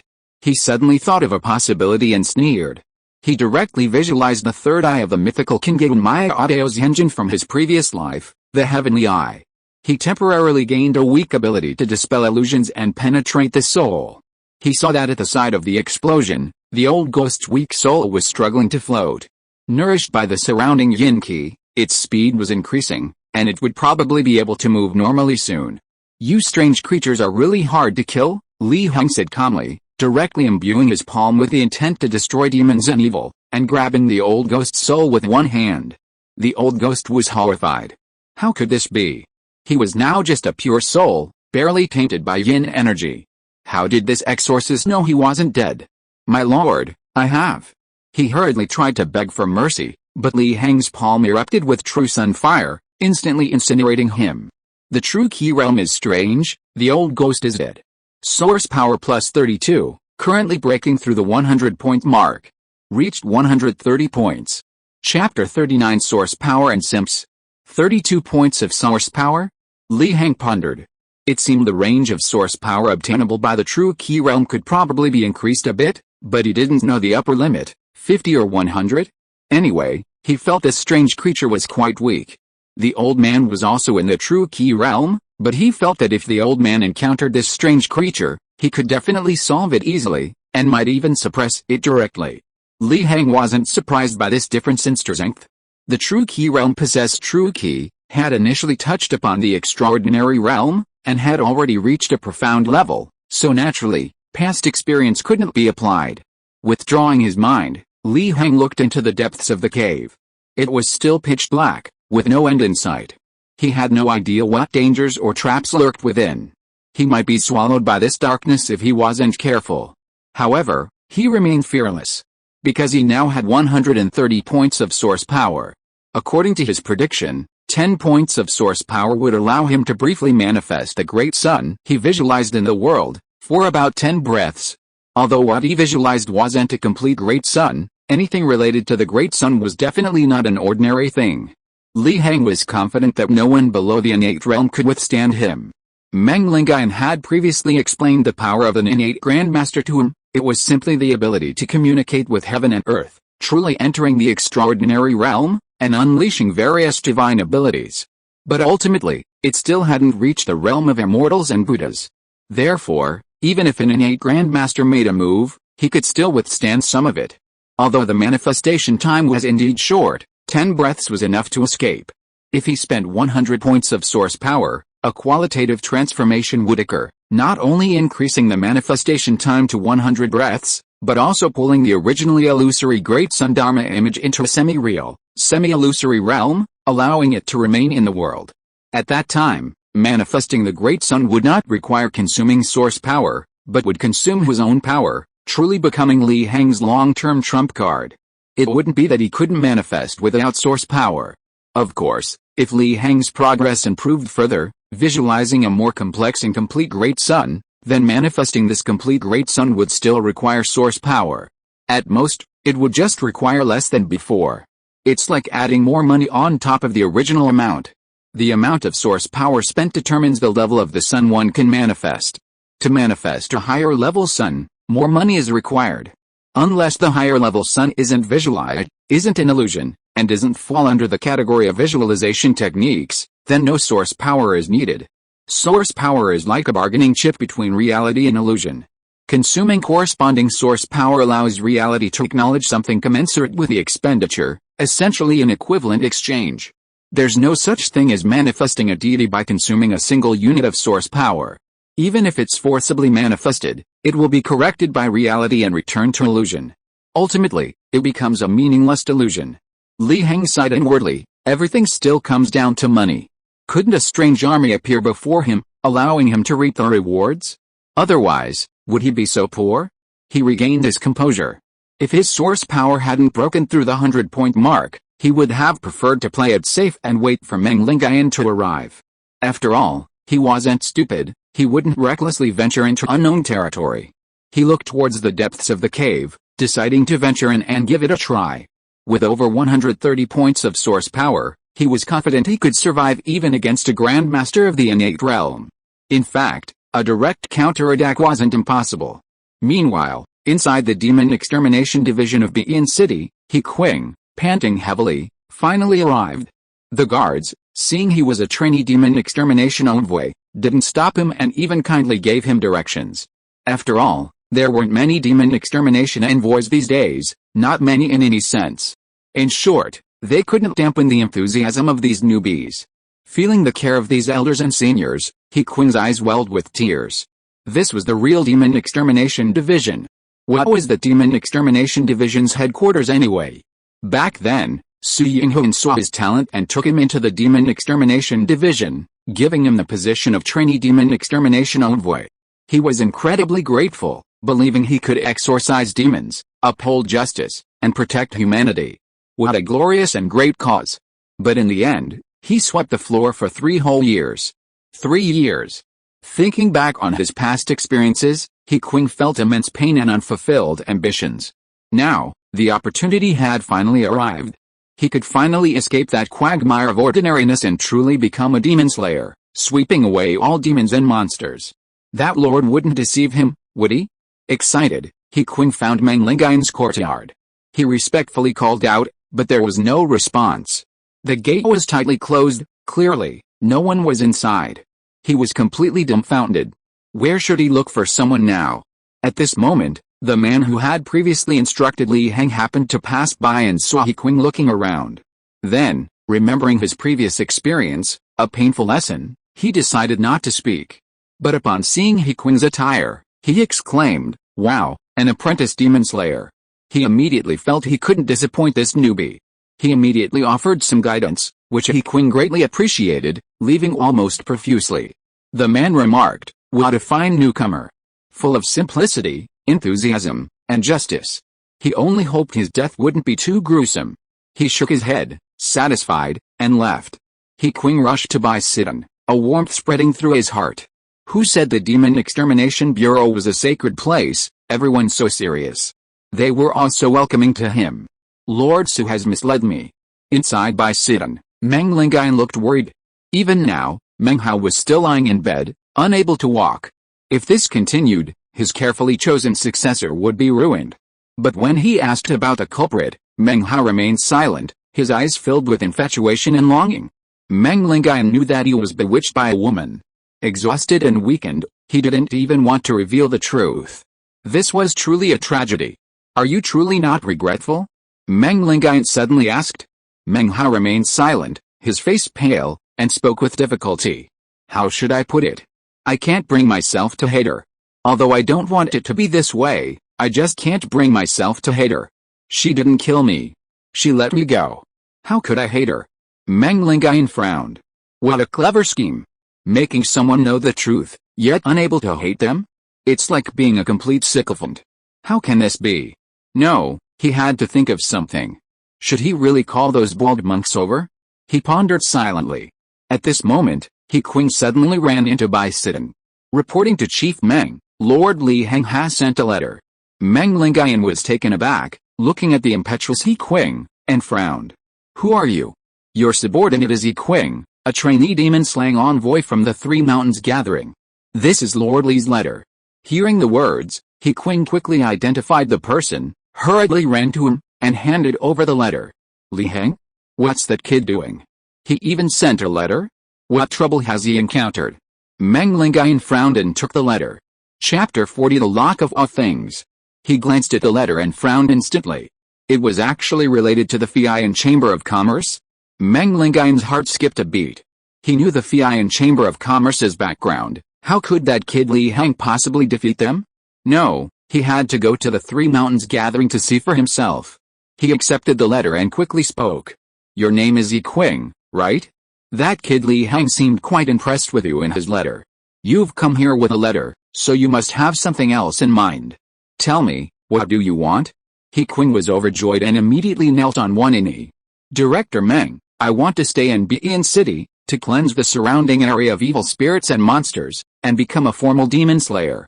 Meng Lingayan's expression was very strange upon hearing this. This was the first time he had heard such a request. Had no one told this child? Did most demon slayers like to go out and fight? Or did He Qing really enjoy exorcising demons, just like that kid Li Heng? No wonder the kid Li Heng admired him so much. Meng Lingayan felt a surge of emotion, even a touch of gratitude. This was the first time he had ever seen such a pure exorcist. Alright, go register at the General Affairs office next door. You'll then be the exorcist of Bian City. However, becoming a formal exorcist requires an examination, so prepare for it during this time.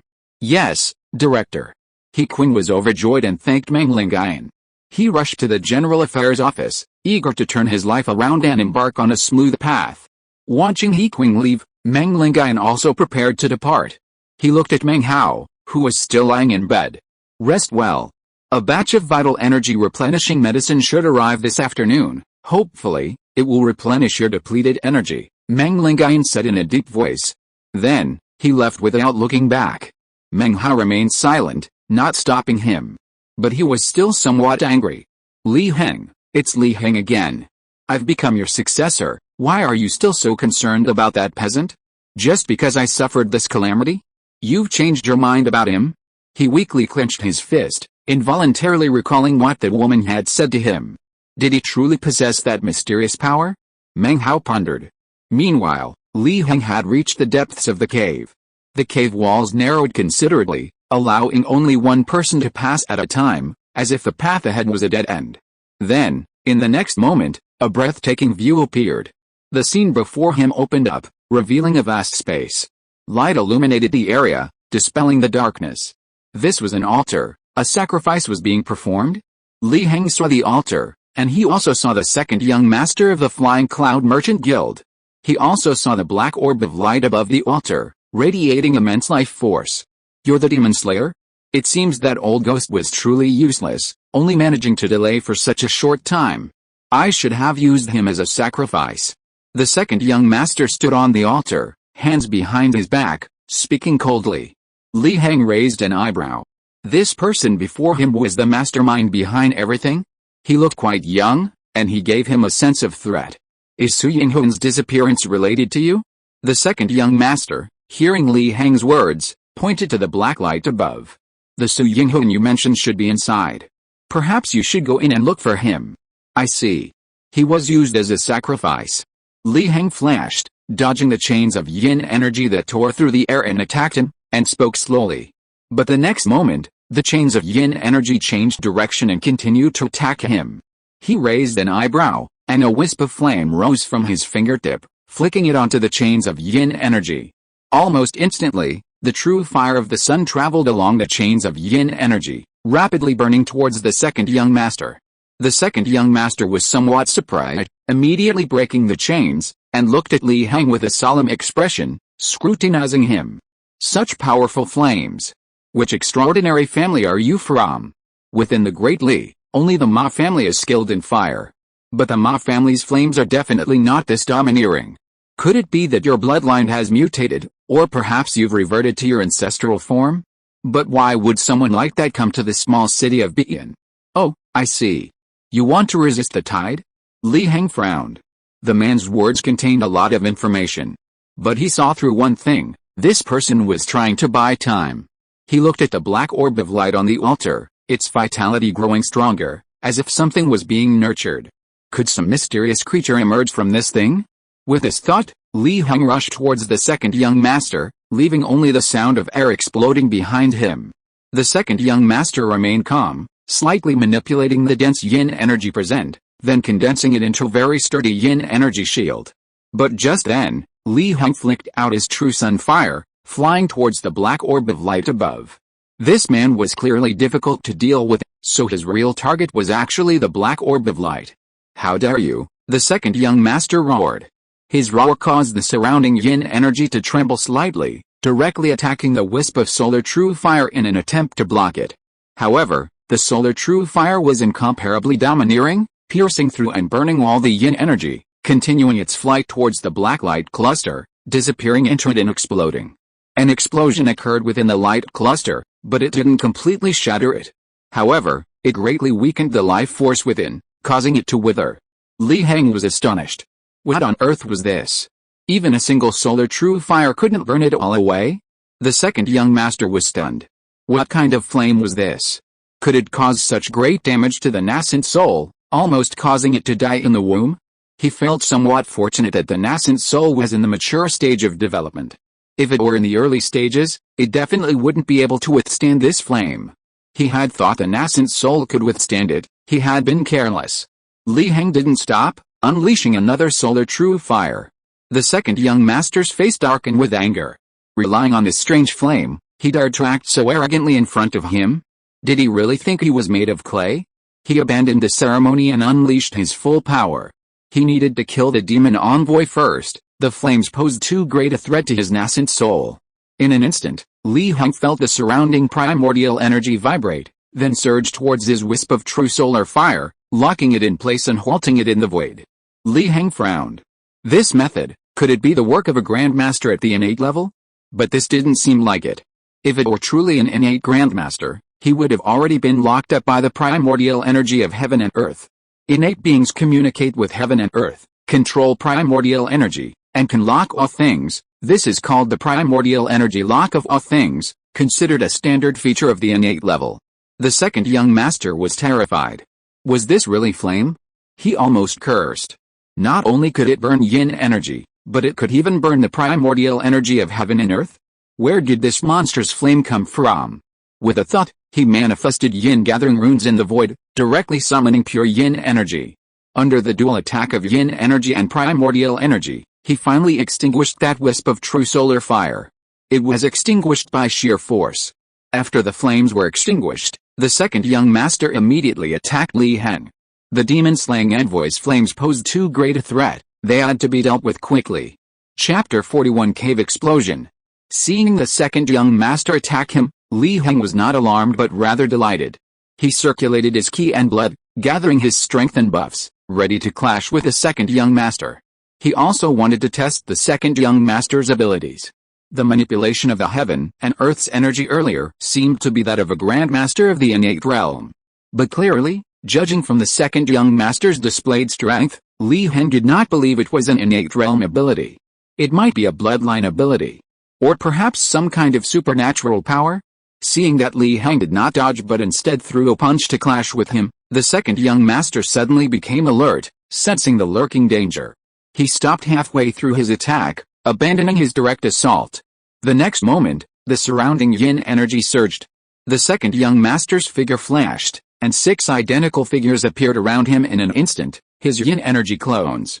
The air tore open, and the clones attacked Li Heng. Li Heng raised an eyebrow. Clones? However, this second young master was a bit too unlucky. His clones were actually composed of yin energy, which would only be easily countered by his solar true fire. With a thought, a wisp of true solar fire rose from his palm, then split it into 6, sending them flying towards the yin energy clones. These clones tried to dodge, but the true solar fire was too fast. With a whoosh, it struck them directly. Once hit, there was no suspense. All the clones were burned to ashes by the true solar fire, leaving not a trace of yin energy. The second young master emerged from the thick yin energy mist, his face grim, cursing inwardly. Where did this freak come from? What kind of monstrous flame is this? Previously, these yin energy clones were invincible, essentially 6 more versions of himself at the same cultivation level. In a yin energy environment, even if these clones were damaged, they could absorb yin energy to recover. Even being stronger than him would be worn down by his exhaustion, a truly heaven-defying technique. But now, his clones were completely burned away, unable to recover even by absorbing yin energy. However, even so, he couldn't surrender his primordial embryo. Thinking of this, the second young master remained defiant and continued his attack. This connects to yin vein, neither too large nor too small. The yin energy here is practically inexhaustible. He can control the yin energy here to wear down Li Heng. He wants to see how long this demon-slaying envoy's flames can burn. The second young master felt slightly more confident. Unless the demon-slaying envoy is a grandmaster of the innate realm who can communicate with heaven and earth and whose own power can be constantly replenished, this demon-slaying envoy cannot kill him. He stepped into the yin energy mist again. The surrounding yin energy also trembled, and began to surge towards Li Heng according to the second young master's will, as if trying to drag him into an abyss, a place of no return. Li Heng frowned. This person is indeed cautious, hiding his true form, making it impossible for him to find an opportunity, and still wants to wear him down with yin energy? He looked up at the black light ball on the altar, flicked his finger, and another wisp of true solar fire flew out to attack the black light ball. The person is indeed hiding, but the temple can't be hidden forever. If you won't come out, then I'll destroy this black light ball. Hidden in the shadows, the second young master instantly understood Li Heng's intentions. He cursed inwardly, thinking, this demon exorcist is truly wicked. He has no martial ethics. However, he was helpless. He once again exhausted his power, manifesting 6 more yin ki clones, which charged towards the true sun fire like suicide infantry. He wanted to extinguish the flames directly, just like before. But soon after the clones were destroyed, more appeared. Even though the second young master came from an extraordinary family with a strong foundation, he couldn't withstand such torment, and his aura weakened. The yin qi clones rushed towards the wisp of true sun fire, and with the support of the surrounding dense yin qi, they barely managed to extinguish it. Although yin qi could serve as fuel for the true sun fire, this true sun fire was still in its infancy, barely beginning. It didn't instantly ignite the yin qi. Instead, it was extinguished by the sheer number of yin qi. Li Heng frowned.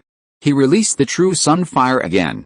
6 more yin qi clones appeared on the second young master's side, extinguishing the true sun fire once more. All of this seemed so simple, but the second young master in the shadows was already exhausted, his aura weakened by half. He just wanted to curse. Did this demon-slaying envoy expend any energy using such powerful flames? Actually, Li Heng was indeed expending energy, depleting his own blood and vital energy. However, because he had advanced to the Foundation Establishment realm, the solar energy was constantly refining him within his body, making his foundation extremely strong, so he didn't show signs of fatigue yet. The second young master knew he couldn't continue like this, otherwise, he would be the one exhausted to death after an incense stick's time. Gritting his teeth, his internal power erupted again. The surrounding yin energy surged in. Li Heng knew things were going badly. If he were to be consumed by the yin energy for another half an hour, he estimated he would truly be exhausted to death, becoming a ghost in this place. He had to take some action. The second young master secretly resented this. In a certain circle, their Yi family was known as the king of yin energy. Controlling yin energy, annihilating enemies, manipulating souls, they were invincible. Even the Ma family, known as the #1 exorcist, their so-called Yang true flame was merely equivalent to the Yi family's yin energy. There was no question of one restraining the other. Therefore, the second young master used to have a particularly high sense of superiority. Those peasant martial artists were all ants. A single attack of yin energy would kill them instantly, their souls sinking into the yin energy, becoming his tools. Until now, he had encountered this freak. The terrifying flames made his heart tremble. Ordinary yin energy couldn't withstand such heat. Even pure yin energy could only withstand it for a short while. He strongly suspected that only when the yin energy became so dense as to become water could it possibly extinguish the flames. This was practically a natural counter to the Yi family's abilities. He absolutely couldn't let this exorcist leave alive. He gritted his teeth and communicated with a black light cluster. He had already sacrificed it to nurture the primordial embryo, but he retrieved the nutrients he had used to enhance his own strength. His aura exploded instantly, the surrounding yin energy surging violently, like a raging sea, washing over Li Heng.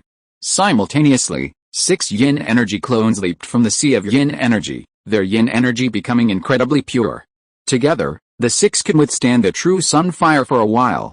Of course, this was Li Heng's youthful version of the true sun fire. Li Heng frowned. Why the sudden outburst? Had he taken drugs? He couldn't afford to take them. Visualizing the great sun true form, his internal qi and blood circulated rapidly, condensing into true sun fire, almost overflowing his entire palm. From a wisp of true sun fire, it transformed into a ball, greatly increasing its power. At the same time, his cultivation circulated, enhancing the true sun fire, maximizing his own buffs. Then, the true sun fire merged. It collided with the yin energy clones, instantly burning them all to ashes. In the second instant, it collided with a sea of yin energy, burning away the yin energy. The yin qi ocean, formed by the second young master's sudden outburst, was extremely unstable. After being burned by the true fire of the sun, it exploded violently, like a natural gas well. Boom! Several boulders fell from the surrounding cave ceiling, and the cave began to tremble, as if it would collapse at any moment. However, after the explosion, it eventually stabilized. A cave connected to the yin veins was indeed extraordinary. As the dust settled after the explosion, the second young master's figure gradually appeared in Li Heng's vision. His body was slumped forward on the ground, barely supporting himself with his hands. He coughed up blood intermittently, and his luxurious robes were now tattered rags. He had gone from a refined gentleman to a beggar. Li Heng nodded in satisfaction. That made sense. Both were sons. He barely managed to recover his internal energy. After unleashing that ball of true fire of the sun, he was completely exhausted and had no strength left to fight.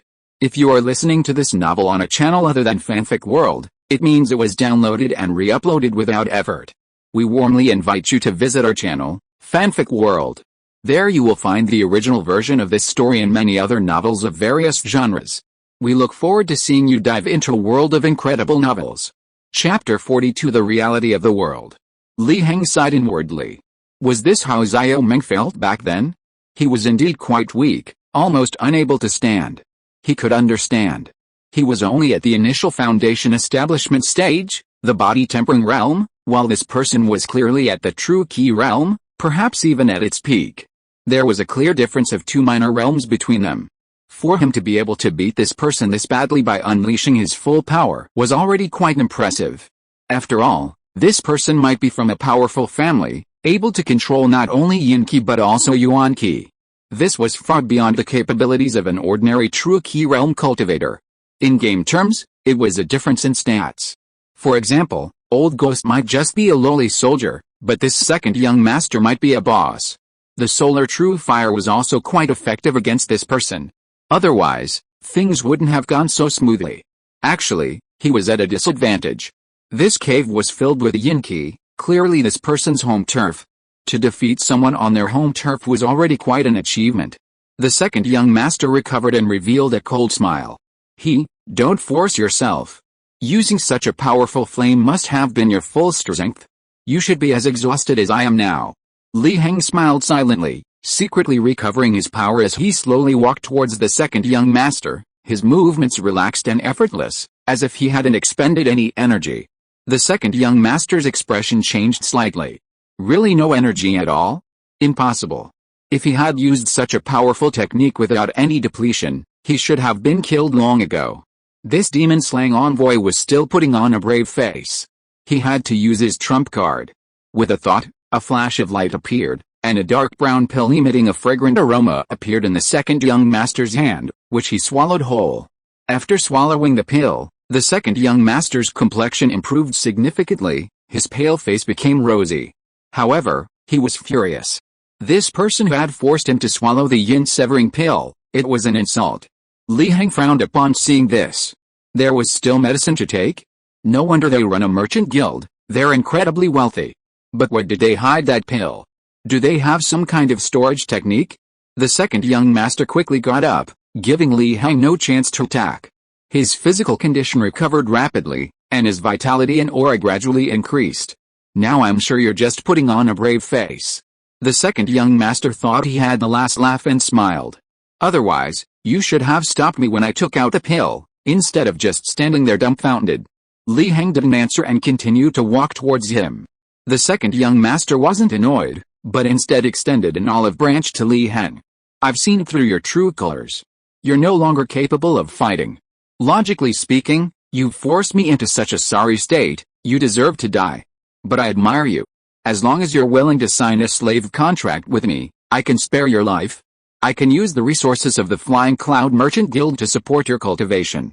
He smiled slightly, coughing a few times as he spoke. The yin-severing pill was for emergencies, giving him a second life. However, it would take time to refine and absorb it, which was why he was wasting time reassuring Li Heng, stalling for time, and allowing him to recover his strength. Once he had digested and absorbed the yin-slaying pill and his strength had recovered to a certain level, eliminating any risk of disaster, the life and death of this demon slayer would be entirely in his hands. At that time, he might covet that incredibly domineering flame capable of burning yin energy and yuan energy. For example, he might actually take it as a servant, or kill it and seize the flame. The Yi family had never lacked such secret methods. Thinking of this, his greed was at its peak. Just as the family said, there was a great opportunity between life and death. It seemed his luck was truly good, his luck was as good as ever. Li Heng still didn't answer, his pace quickening slightly. The second young master frowned. Did this demon slayer still dare to continue? Did this demon slayer also have a trump card? He couldn't help but feel a sense of vigilance, and instantly had the urge to kill. It seemed he had to resolve this quickly. Taking the Yuan embryo back would be enough, he couldn't be too greedy. The surrounding yin energy surged again, obeying the command of the second young master, the king of yin energy, and attacked Li Heng. He remained cautious, not engaging in close combat with his true form. After all, the Demon Extermination Bureau was the official violent agency of the Great Li dynasty. Although his family disapproved of the demon extermination envoys as government lackeys, They couldn't deny that the Bureau contained various extraordinary and skilled demon extermination envoys. He didn't want to be caught off guard by a last-ditch counterattack. Facing the second young master's attack, Li Heng sighed inwardly. It seemed he really had to test the Great Sun Dharma image. He used 10 points of source power to briefly manifest his visualized Great Sun Dharma image in reality, displaying boundless light in the vast space, making the surroundings as bright as day. The sun is bright and scorching. In reality, if this thing were to manifest in close proximity to the world, it would not only cause the land to become barren and the rivers and seas to dry up, but it would almost be a scene of world destruction. Fortunately, this was only Li Heng's visualized Great Sun Dharma image. He could slightly control its power, ensuring that the Dharma image emphasized the power of light to dispel demons, rather than endless heat, thus preventing its influence on the surrounding environment. In the first breath of manifestation, the Great Sun Dharma image hovered in the air, radiating boundless light, illuminating the entire cave space as bright as day. In the fifth breath, it released its light, directly purifying the yin energy of the place, restoring it to nature. In the 10th breath, it released its demon-dispelling power, suppressing and purifying the second young master's power, forcing him back to his original form as his injuries were gradually healing, causing him to collapse to the ground. After 10 breaths, the Great Sun Dharma image returned to illusion. It seemed the mastermind behind the Flying Cloud Merchant Guild was still a person, having survived the Great Sun Dharma image's radiance. If it were a demon or monster, it definitely wouldn't have lasted 3 breaths. At this moment, it was the second young master who was truly weakened, while Li Heng used this time to recover some of his energy, not fully recovered, but powerful enough to kill. Now, who do you think wins? Li Heng smiled slightly, flicking out a wisp of true solar fire. It moved extremely slowly, drifting aimlessly, but its power was enough to obliterate the second young master. Strike while the iron is hot. This, a Dharma form. So this is a trump card of this level? Who are you? How can you possess such a method? Even most aristocratic families wouldn't have such a method. The second young master slumped to the ground, unable to feel his bones, like a lump of mud, and gave a bitter smile. My loss is indeed not unjust. However, even if I lose, you can't win. He suddenly calmed down, showing no fear. With the bloodline of my Yu family as a sacrifice, I beg my ancestors to intervene. He then laughed wildly. I pray you can live, and I will. Before he could finish speaking, the second young master's body was destroyed. However, this wasn't destroyed by Li Heng's true solar fire, but rather vanished piece by piece from thin air. It was as if something unseen was gnawing at him bit by bit. A terrifying aura rose spontaneously. Li Heng felt a chill run down his spine. Suddenly, the scenery before him distorted, the rocky cave walls transformed into something bizarre and indescribable. And then it began to writhe. Was this the reality of the world? No. What reality of the world? Li Heng suddenly awoke, realizing this might be a form of mental pollution. At the same time, he sensed a great terror approaching him from an unseen and intangible realm. Without hesitation, he burned 100 points of his source power. The Great Sun Dharma image reappeared. Happy New Year, readers. Chapter 43 The Bell of Destiny. Having expended 100 units of source energy, the manifested solar avatar underwent a qualitative transformation, changing from illusory to a semi-real, semi-illusory form, which could now be summoned without consuming source energy. The light it emitted, and its demon-slaying and evil-dispelling intent, also lost some of its illusory quality, becoming more real and truly capable of withstanding the attacks of a Grandmaster-level innate realm expert. The avatar hovered in the void, illuminating the surrounding caves, once again banishing the darkness and illuminating them as bright as day. The so-called reality of the world that Li Heng had previously perceived gradually faded under the influence of the great sun's light, returning to solid rock walls. It was no longer the indescribable, writhing thing. Li Heng breathed a sigh of relief. However, he wasn't completely relaxed, because he sensed that in that unseen and intangible realm, the great terror was still watching him, not having left. He frowned, pondering. What exactly was that great terror? Could it be the so-called ancestor of the Yu family? But the person just now was clearly a pure human. How could such an ancestor appear? Could humans mutate into monsters? Or is it that the so-called bloodline families, those bloodlines that grant them extraordinary abilities and make them inherently superior, harbor some strange and terrifying problems? Tisk, it seems this is an ominous sign for their later years. I wonder if they'll grow a full head of red hair. At this moment, the great sun Dharma image was no longer purely illusory, but rather a kind of conceptual creation, existing in a semi-real state, which Li Heng could use with his own power. He circulated his internal energy and the great sun Yuan Qi, which was perfectly compatible with the great sun Dharma image, urging it to erupt with an even more dazzling light, enough to shatter all demons. He wanted to use this light to directly scare away the Great Terror. In his estimation, this Great Terror was at least at the innate level, and existed at a strange level, not in reality. This was the only way to try. If that didn't work, he would strategically retreat, running directly out of the cave. Anyway, it was still daytime, and he could directly bask in the sunlight hanging high in the sky.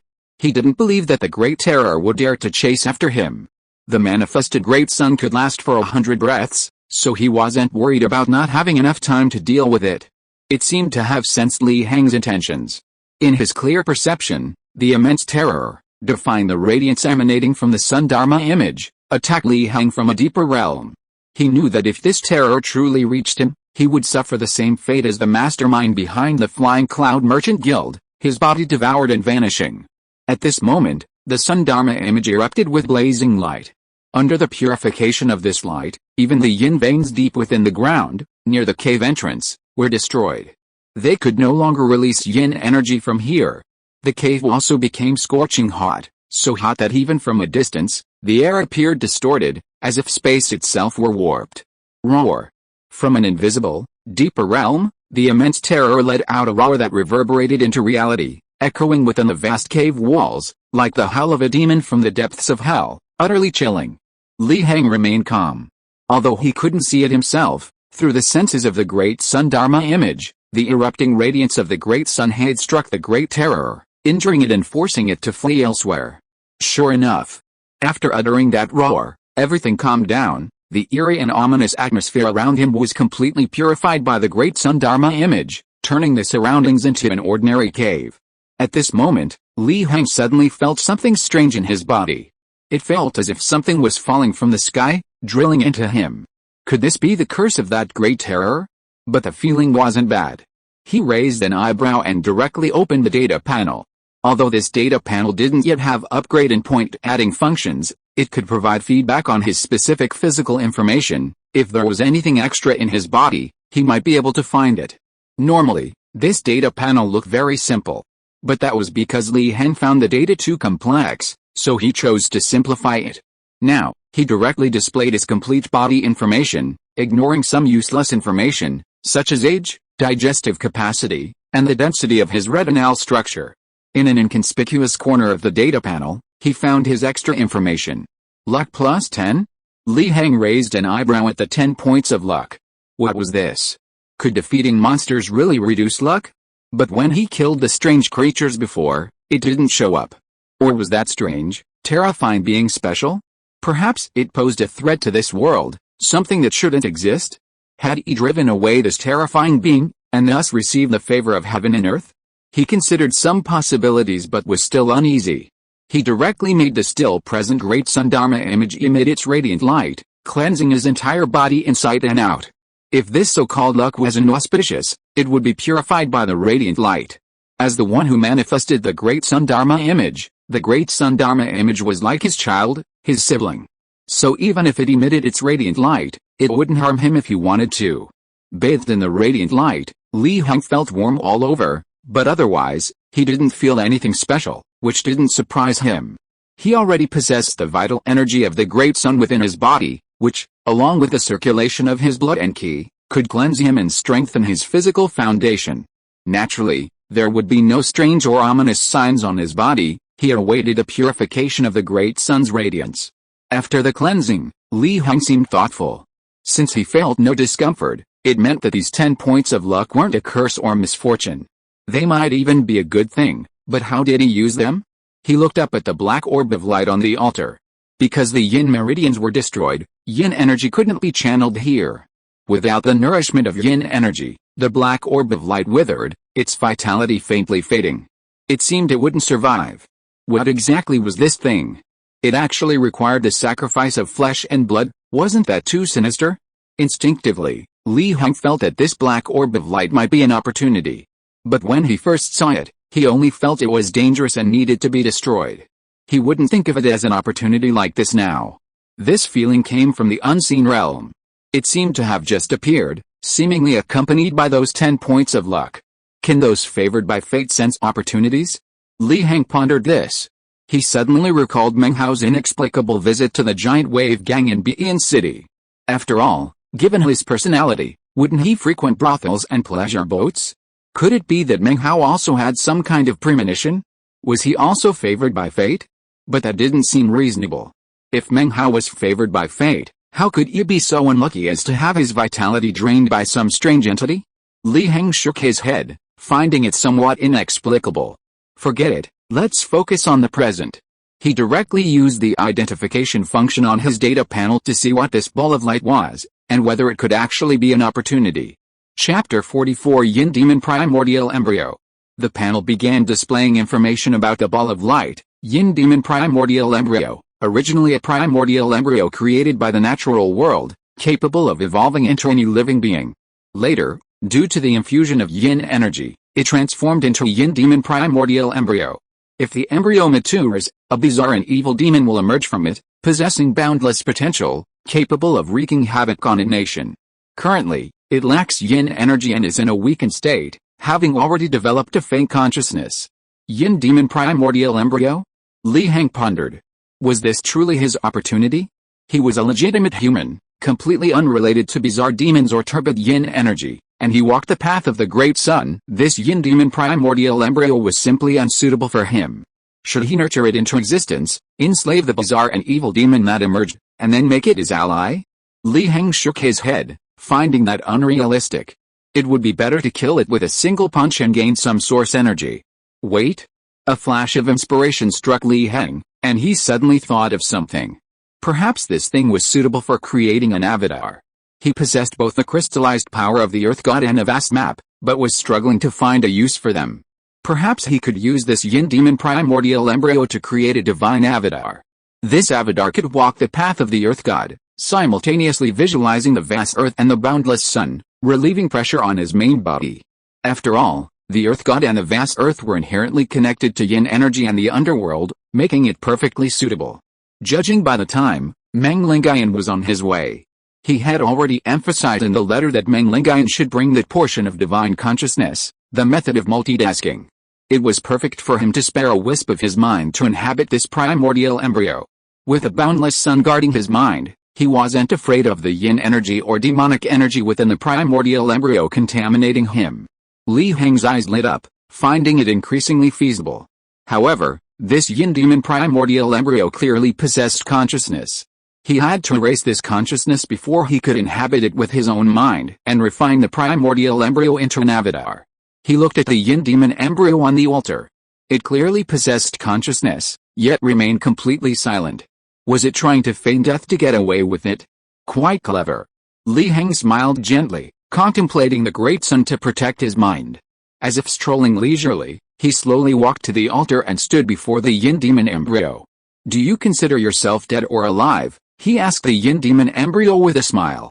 The Yin Demon embryo remained calm and lifeless, as if truly inanimate. Until the true fire of the sun rose from Li Heng's palm, its flickering light distorting the surrounding air. Only then did the Yin Demon embryo tremble. Immediately, a soul emerged from within the embryo. This soul was tall, a middle-aged man with a thick beard, and appeared quite imposing. Upon seeing Li Heng, the soul was startled. "Are you from the Demon Extermination Division?" Li Heng nodded. "That's perfect, I am the demon exorcist Su Yinghuan. Not long ago, I was thrown into this Yin Demon embryo by thieves and became its sacrifice. However, I cultivated my soul before my death, and my remaining soul has been able to sustain me until now. You should hurry back and report to the chief commander, and have him bring a spiritual artifact to protect my soul. I can still be saved, I can switch to cultivating the path of soul cultivation. Go, don't delay." Su Yinghuan said happily and excitedly. "Oh, if you don't believe me, you can look in that corner to the east. There you'll find my lost demon exorcist token. You can take it back to the chief commander to confirm." Su Yinghuan said again in a deep voice. His dignified face, coupled with his very calm words, made him very convincing. Li Heng nodded. "What else? Anything else?" You should hurry and report to the chief commander. Su Yinghu looked very confused. If there's nothing else, then I'll send you on your way. Li Heng shook his head, and a wisp of true solar fire slowly drifted away. The evil spirit within the yin demon embryo couldn't fool him. After temporarily visualizing the heavenly eye of the pure source mystic Tao True Lord, he could see the dense demonic and yin energy surrounding Su Yinghuan. This wasn't the soul of a normal human. Even if someone had cultivated divine soul techniques, they should be radiating golden light or some other luminous and vast aura. When the evil spirit saw the solar true fire drifting towards it, its body trembled violently. At its peak, it had already been half dead after being blasted by this thing once. If it were burned again, its soul would be scattered. It hurriedly retreated into the yin demon embryo, hoping to use the embryo's strong protection to withstand the solar true fire. Unfortunately, it couldn't outrun the solar true fire. It was directly possessed by the solar true fire and burned. Have you ever seen a person on fire? This is it. Li Heng thought to himself, watching the evil spirit writhing on the ground in agony, trying to extinguish the solar true fire. This evil spirit was also special. The true fire of the sun didn't burn it to ashes instantly, but instead burned it slowly, gradually spreading throughout its entire body. Strangely, after being burned once, the soul became purer. The yin energy and demonic energy within it were completely burned away. What was originally quite solid became illusory and ethereal. What was this? Immortal fire refining the yang spirit? Li Heng wondered strangely. But then, Su Yinghuan, who had been rolling around, suddenly stood up, his expression relaxed and bold. He cupped his hands towards Li Heng and spoke with a smile. Thank you for helping me escape this predicament. I have nothing of value, but I do possess a technique for cultivating the soul. You can take my token and retrieve it from the Demon Extermination Bureau of Bian. This ensures the continuation of my family's legacy. By the way, please instruct my nephew to stop gambling. Without my protection, continuing to gamble will only lead to his death. At the Three Mountains gathering, there was a junior named He Qing. I had high hopes for him and was planning to train him for a few more years, but it seems that opportunity is lost. If possible, I hope to offer him some guidance in the future. Farewell.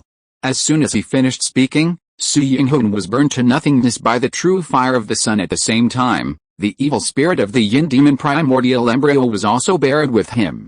Li Heng remained silent for a moment, then sighed. So that's how it is. The evil spirit's consciousness used Su Yinghuan's soul as its dwelling. This Su Yinghuan was quite a remarkable person. Regaining his composure, he returned to the main matter. He used the data panel's identification function again and found that the weak consciousness in the information had changed to no consciousness. He immediately felt relieved. It seemed that this primordial embryo was no longer a problem. He only needed to separate a wisp of his mind to enter it, evolve it into complete being, and become an Avidar walking the path of the Earth God. Now he only needed to return to the Three Mountains gathering, obtain the method of splitting the mind and transforming thoughts from Meng Lingain's hands, and then return here to begin refining the primordial embryo. Arriving at the eastern corner, Li Heng picked up the token left behind by Su Yinghuan, preparing to leave. At this moment, a strange feeling suddenly arose in his heart. He felt that there was something else. Li Heng raised his eyebrows and used his temporary heavenly eye visualization to scan the entire area. Finally, in a hidden corner, he saw a rune. This is a yin gathering rune? It seems that this is the original, not a copy. He picked up this yin gathering rune, feeling the vast yin energy within it, and couldn't help but chuckle. Sure enough, these 10 points of luck, the luck bestowed upon him, are really useful. He almost forgot about this thing. However, he didn't have a clone yet. His main body was currently following the Great Sun Path, which was above board and didn't require this. Li Heng thought for a moment and then infused the rune into the yin demon primordial embryo. He would use this rune to nurture the primordial embryo. Without a blood sacrifice in the short term, a new consciousness couldn't be born. Leaving the cave, he casually blocked the entrance with a few boulders and then disguised it with some mud. Although this was just a remote, uninhabited mountain, and local hunters wouldn't venture here, after all, there were many poisonous creatures here, and if 10 came, 10 would be poisoned to death, their whole families lying on the ground. It was better to be cautious than to conceal it. He clapped his hands, cleared away the dust, and moved through the forest like a monkey, returning to the Three Mountains gathering. Chapter 45 Banquet in the Rain. On the pedestrian path, the wind suddenly picked up and then returned. They were approaching the three mountains gathering, its outline visible in the distance. Li Heng walked along the mountain path, trampling the once prosperous weeds into the mud, when suddenly a gust of wind arose. Whoosh! The wind was fierce, whipping his robes wildly. Chasing the wind from the sky were dark, gloomy clouds of various shapes, obscuring the sun. Was it going to rain? He looked up at the sky, quickening his pace involuntarily, trying to avoid the impending downpour. Splash! The rain finally began, accompanied by strong winds and gales, large raindrops pounding the earth, creating a hazy veil of rain. Li Heng sighed. He had just reached the edge of the three mountains gathering. The sun rose fiercely, evaporating the moisture from his body. Then, it enveloped him, burning away the torrential rain that dripped upon him. He hadn't run fast enough. It was a pity there was no thunder or lightning in such heavy rain. He shook his head, his body completely dry, creating a rainless zone within a 3-zang radius around him, and headed towards the gathering. Once inside, Li Heng moved swiftly under the eaves. The small vendors were still hawking their wares on the street, their small tarpaulins shielding them from the wind and rain. However, the rain was so heavy and the wind so howling that their voices were drowned out. Fewer pedestrians were on the street, and more children appeared. Dressed in simple cloth clothes, barefoot, they played and frolicked in the street. The rain-covered curtain had become their playground. Occasionally, a child would slip and fall into the water because the streets were too slippery, crying loudly, causing their elders who came looking for them to feel distressed.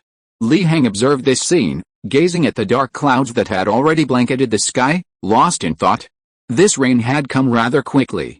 Soon, Li Heng arrived at the gate of the Demon Extermination Bureau's headquarters. From the courtyard, separated only by a wall, wisps of fragrance rose. Even the torrential rain falling from the sky couldn't dampen his spirits. His eyes lit up. It was the aroma of delicious food. It seemed the old man had arrived. Pushing open the two rickety gates, he saw a pavilion standing in the courtyard, and two people inside, an old man and a young man.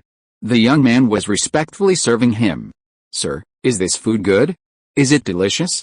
If not, I'll immediately have the chef at the restaurant prepare it again." Su Liang was respectful, even obsequious, trying to please Meng Lingayan. "You rascal, you're finally back. If you hadn't returned, this victory celebration would have turned into your funeral feast." Meng Lingayan looked at Li Heng and smiled slowly. Li Heng chuckled and walked straight to the pavilion. "Old man, you underestimate me. This food is excellent: piglet, 8 treasure duck, braised pork knuckle, all hearty dishes to replenish ki and blood." He sat down without ceremony. The obsequious Su Liang swallowed hard. He noticed that Lord Li, who had returned from battle, was completely dry, without a trace of rain. Could it be that the Lord had advanced to the true Qi realm? "If we don't bring some substantial food, your current physical condition won't be much better than Meng Hao's." Meng Lingayan shook his head and offered Li Heng a cup of wine. Li Heng returned the toast and drank it down. He turned to Su Liang beside him. "Sit down. What are you doing standing here? The old man doesn't appreciate that." Yes, sir." Mentioning himself, Su Liang seemed startled, but quickly calmed down and sat down in the chair beside him. The three began to eat without speaking. Only after they had finished eating and drinking did Li Heng signal Su Liang to leave. "How is the Fian Chamber of Commerce?" Li Heng looked at Meng Lingayan and asked slowly. "I read your letter and came quickly. I also stopped by the Fian Merchant Guild. There were only a handful of people there. But I did find evidence of their involvement with the supernatural, so I killed them off easily, thus eliminating some potential threats," Meng Lingayan said casually. Su Liang, upon hearing this, clicked his tongue in surprise. He had witnessed the entire incident firsthand. Was this just a side effect? No wonder he was the head of the exorcism division of Bian City.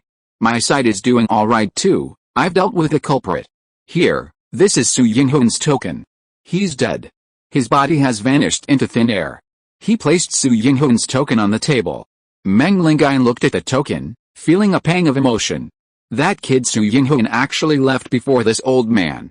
But he was already in his 60s or 70s, accustomed to life and death, and his mood quickly recovered. He could only keep his student in his heart. "You say you've dealt with the culprit? Are you sure? The mastermind behind this Flying Cloud Merchant Guild is that mysterious second young master. Even I don't know his background, but I'm certain he's from an extraordinary family," Meng Lingayan said slowly. Li Heng nodded, I'm pretty sure. That culprit should be the second young master you mentioned. He has special abilities, able to control yin energy, which should match the extraordinary bloodline family you spoke of. Then what about that second young master? He's dead, of course. Dead? Meng Lingayan was surprised. Yes, dead. Li Heng nodded, casually eating a piece of pig's head meat, the aroma of soy sauce filling his mouth. Do you know you've caused a huge disaster? That second young master is from a powerful bloodline family. And such families are deeply rooted in Dali, even having connections in the imperial court. Meng Lingayan's expression was solemn. What can we do?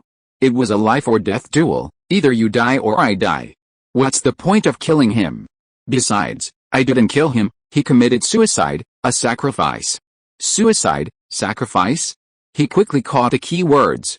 Li Heng explained the whole story to Meng Lingayan, omitting the existence of the yin demon embryo and the cave, only saying it was an extremely evil ritual that he had destroyed. Are you absolutely sure? Yes, that's right. Good. If he really committed suicide, then even if the aristocratic families find you, this old man can still protect you. Anyway, without evidence, the aristocratic families can't openly take action. Meng Lingayan said with a sneer. What about secretly? Li Heng said with a smile. That depends on yourself. After all, I can't even see through your current strength, yet you were able to deal with the aristocratic family's science. I really don't know how to evaluate that. He shook his head, sighing deeply. It's just a matter of chance, nothing to mention.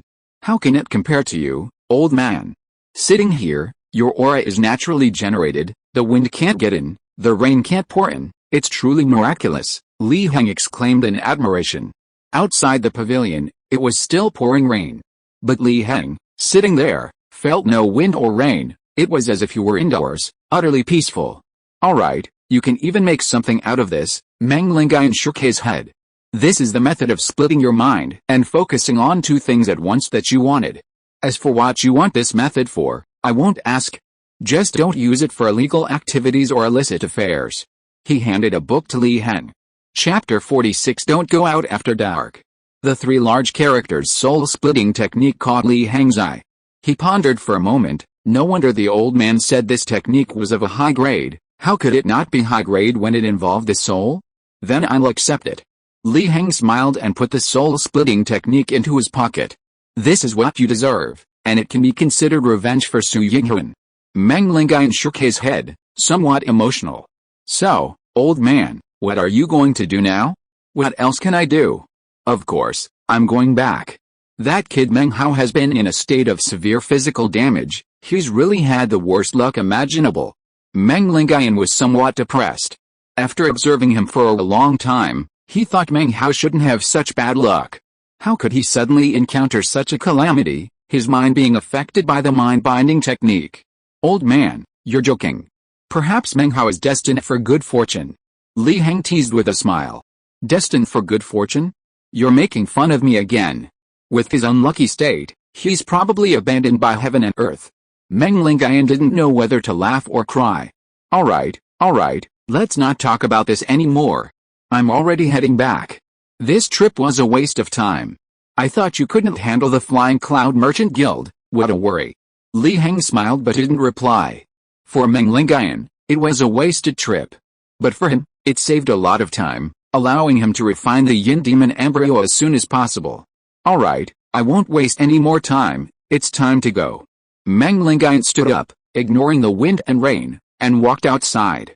The torrential rain was about to fall on him, but it was blocked by a layer of air covering his body, sliding to the ground.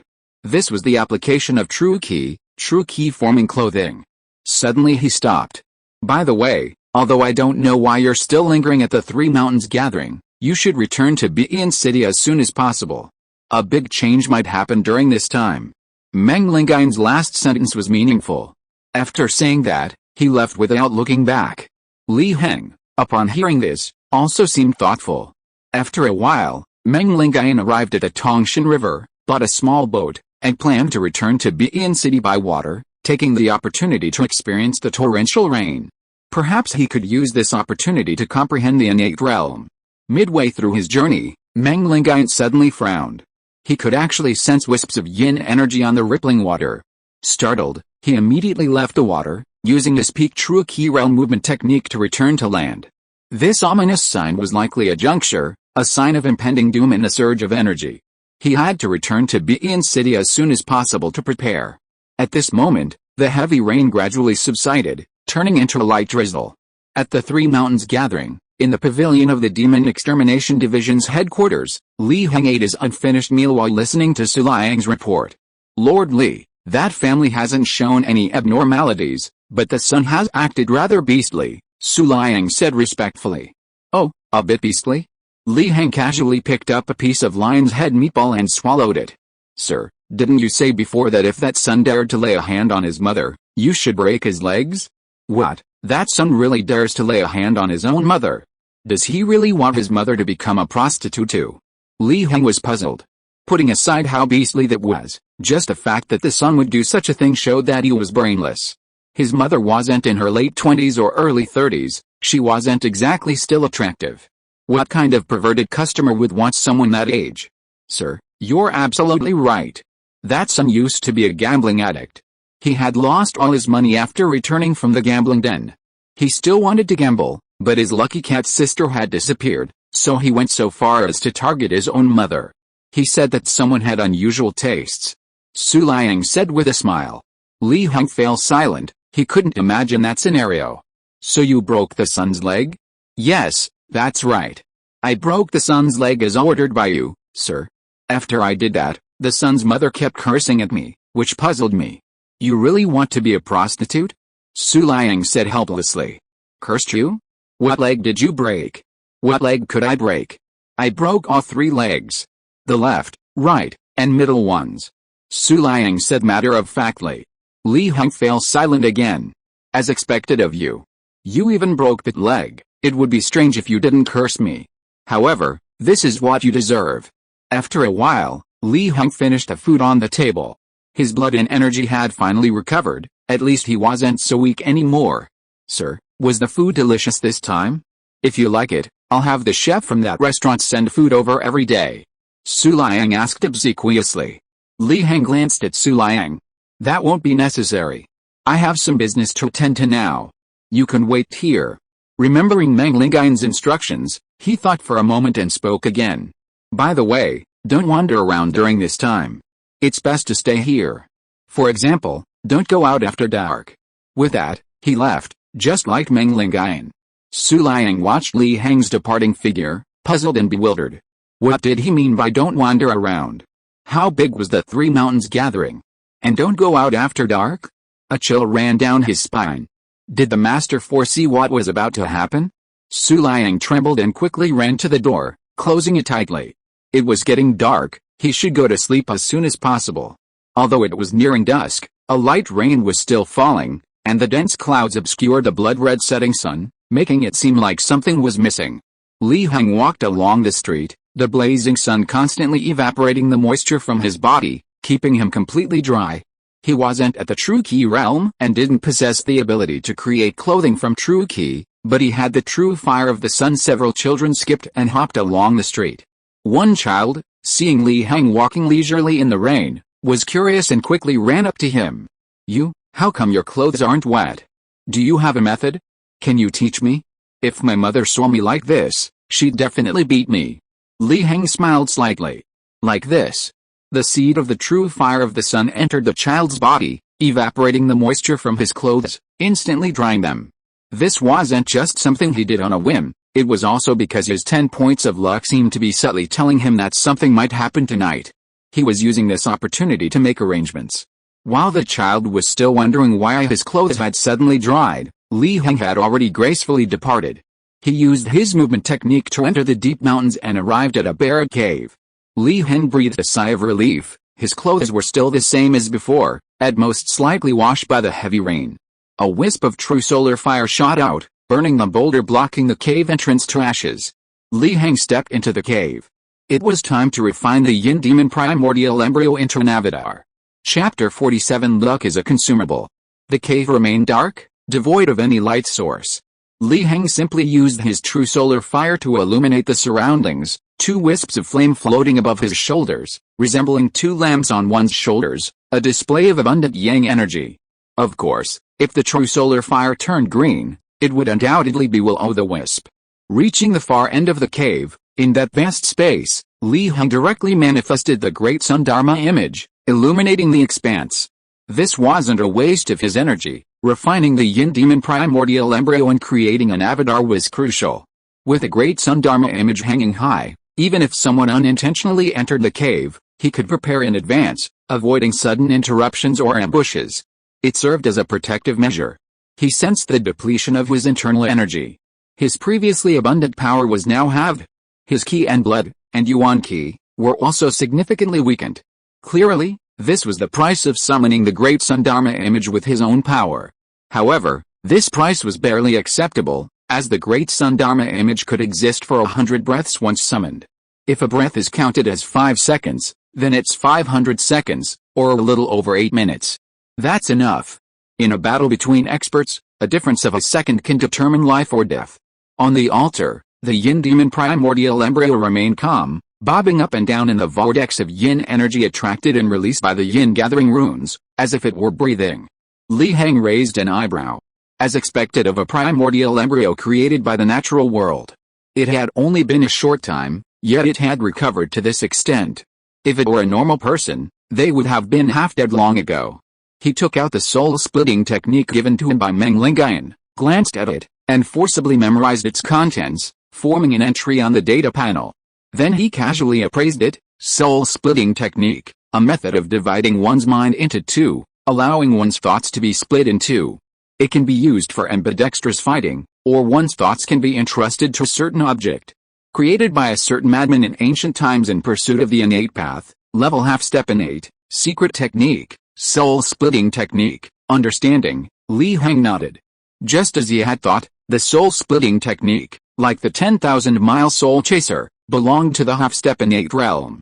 However, this also reflected the power of the innate realm. Locking onto Qi, the 10,000-mile soul chaser, or splitting the mind into thoughts, multitasking, these powers were likely possessed by even grandmasters of the innate realm. Once the realm was reached, supernatural abilities naturally arose. In other words, these techniques and secret arts were merely attempts to imitate the innate realm, aiming towards becoming a grandmaster of the innate realm. No wonder there were rumors that the innate realm was the true transcendent. Li Heng couldn't help but feel a sense of Ganke, mixed feelings. With a thought, he clicked the plus sign, and the soul-splitting technique instantly entered the beginner level. Vast information about the soul-splitting technique began to appear in Li Heng's mind, vividly present to him. A look of understanding flashed in his eyes. So this soul-splitting technique wasn't a true method of splitting a body, it merely divided a thought in two. And thoughts, similar to ideas, weren't the so-called soul.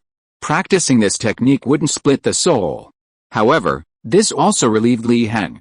This was somewhat within his expectations. Besides, if it truly was a method to split the soul, he probably wouldn't be too willing. After all, who knows what unpredictable things might happen if one rashly split their soul? He wasn't Voldemort, he didn't want to become a madman. Of course, if Li Heng simply used his thoughts to occupy the yin demon's primordial embryo and create a clone, then this clone probably wouldn't be very intelligent, at most a robot that obeyed orders. It was just a thought. Li Heng hadn't reached the level of a ghost immortal who had undergone tribulation and cleansed themselves, achieving the power of a single thought to control 1,000 worlds, so don't expect it to be very intelligent. Li Heng didn't care. He was only using this clone for visualization, not for fighting. If it wasn't intelligent, so be it. This also prevented the cliché of a clone betraying him. Besides, thoughts aren't something that can't be upgraded. If the main body is powerful, the thought will also upgrade. If one can cultivate and refine the soul, it can also upgrade. Li Heng thought of the cultivation technique for the soul left behind by Su Yinghuan. It was quite a coincidence, it was perfect for this clone to hone itself. He sighed, impressed by the power of 10 points of luck. His gaze involuntarily glanced at the data panel, only to suddenly see that the original 10 points of luck had become 9. Li Heng was astonished. Where had the other point gone? The thought had barely formed when a realization dawned on him. Luck seemed to be a consumable resource. He had encountered too many good things before, consuming a corresponding amount of luck. Once the luck was depleted, his fortune would return to normal. Li Heng nodded. This made sense. After all, luck was fortune, not destiny. If good fortune remained constant while luck didn't diminish, then Li Heng would have to wonder if his destiny had been upgraded. But what kind of destiny did he, a mere transmigrator, possess? After this reflection, he cast aside all distracting thoughts. Li Heng activated the soul-splitting technique, using the divine splitting and thought transformation method to split off a thought, which floated into the yin demon primordial embryo. The yin demon primordial embryo's previous consciousness had shattered, leaving it like a blank sheet of paper, open to anyone's scribbles. Therefore, Li Heng's thoughts easily took over. He also sensed two perspectives existing simultaneously, staring back at himself. Li Heng frowned, sensing from the thought within the yin demon primordial embryo that it was filled with yin energy, constantly eroding his thoughts, trying to transform them into a new, eerie demon. If his true self hadn't visualized the great sun in the heavens, protected by the divine will of light, this thought would indeed have been washed away by the yin energy and become an eerie demon. Even so, his thoughts wouldn't be out of control. After all, even if a thought became an eerie demon, it was still Li Heng's thought. How could it possibly be out of control? But this was still undesirable. Who could guarantee that thoughts wouldn't affect the true self? Li Heng wasn't gambling, he was a cautious person. So, he simply took out a prepared vast map and began visualizing the landscape. He prepared to use the power of the vast earth to subdue the yin energy within the yin demon primordial embryo. The effect was excellent. After visualizing that thought, a rough piece of earth appeared to suppress it, remaining unmoved despite the onslaught of yin energy, even absorbing it. Although yin energy was strange, unpredictable, and unknown, what Li Heng visualized was not simply the earth, not just a pile of soil, but a concept with profound mysteries. The vastness of the earth rose, seemingly encompassing all things in the world, endlessly vast, including the yin energy. As Li Heng's thoughts gradually refined the yin energy within the primordial embryo, his control over the yin demon primordial embryo grew stronger, truly becoming the consciousness of the yin demon primordial embryo. Next came the most crucial step, the birth of the primordial embryo. If the primordial embryo couldn't be born and transform into a living being, how could it be called an avatar? Li Heng felt a sudden realization and directly took out the piece of land divine power crystal. He threw it into the yin demon primordial embryo. The crystallization of the land's divine power, the visualization of the vast earth, the primordial essence of the yin demon, and a single thought. What will be born from these four things combined? Li Heng was eagerly anticipating it. Chapter 48 Shinto Clone. After the crystal of the land's divine power was thrown into the yin demon primordial embryo, the primordial embryo, originally in the shape of a sphere of light, began to change rapidly, taking on human, beast, bird, and fish shapes, and even some indescribable forms. It could only be said that the statement that the primordial embryo could evolve into any living being seemed to hold true. No wonder it could produce terrifying and bizarre demons after transforming into the yin demon primordial embryo. Li Heng was human, so his clone was naturally human as well. After all, he wouldn't develop feelings for his clone and conjure up a stunning beauty or tentacles. He controlled the changes in the primordial embryo with his thoughts, slowly transforming it into human form, gradually developing facial features and limbs. Because of the land's divine power crystal, it also emitted wisps of divine aura. However, what puzzled him was that after reaching this stage, the changes in the primordial embryo stopped, remaining at a crucial juncture of impending transformation, yet not yet having begun, falling into a state of dormancy. Li Heng frowned. What unexpected event had occurred? Everything had gone smoothly just now, so why did this problem arise at the crucial point? Is good fortune often delayed? Thinking this through, Li Heng seemed to have a sudden realization. Following this feeling, he opened the data panel, found a location recording his luck, and was surprised to see the words 9 points of luck flashing and trembling.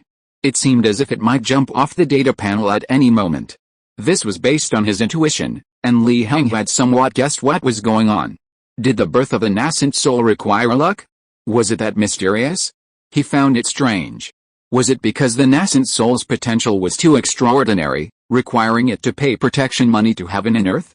Or was there some calamity at the birth of the nascent soul, which could only be eliminated by using luck? He couldn't help but think of that unfortunate second young master. This cave was clearly in a very remote location, deep in the mountains where few people ventured.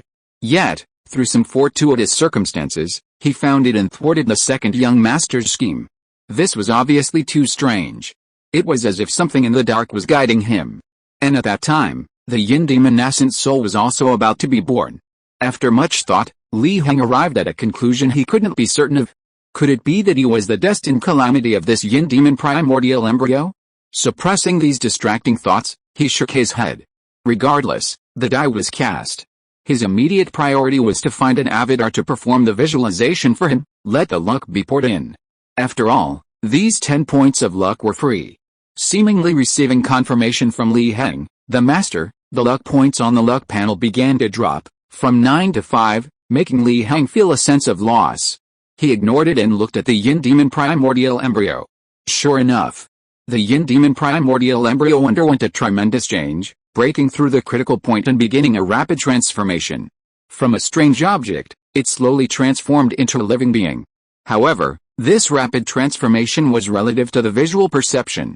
In reality, the transformation into a living being was still quite slow. Li Heng simply concealed the Great Sun Dharma image and simultaneously controlled the yin gathering runes, frantically absorbing the surrounding yin energy. Now, he could simply wait for the yin demon primordial embryo to transform. He hardly needed to participate anymore, nor did he need the Great Sun Dharma image to protect it. To avoid the radiance of the sun dispelling the surrounding yin energy, the cave darkened again, with only the yin demon primordial embryo emitting a faint glow. However, as a martial arts cultivator, Li Heng had excellent night vision and could see clearly. This wait lasted a long time. Li Heng wasn't in a hurry, he simply sat cross-legged, constantly vigilant of the outside world, while simultaneously visualizing the construction of the Great Sun diagram. His foundation naturally solidified, and he broke through his cultivation level, reaching the second stage of foundation establishment, bone refinement. Time slowly passed, and subtle changes occurred in the surrounding environment. Li Heng opened his eyes and frowned. What was going on? Why was the yin energy around him so dense?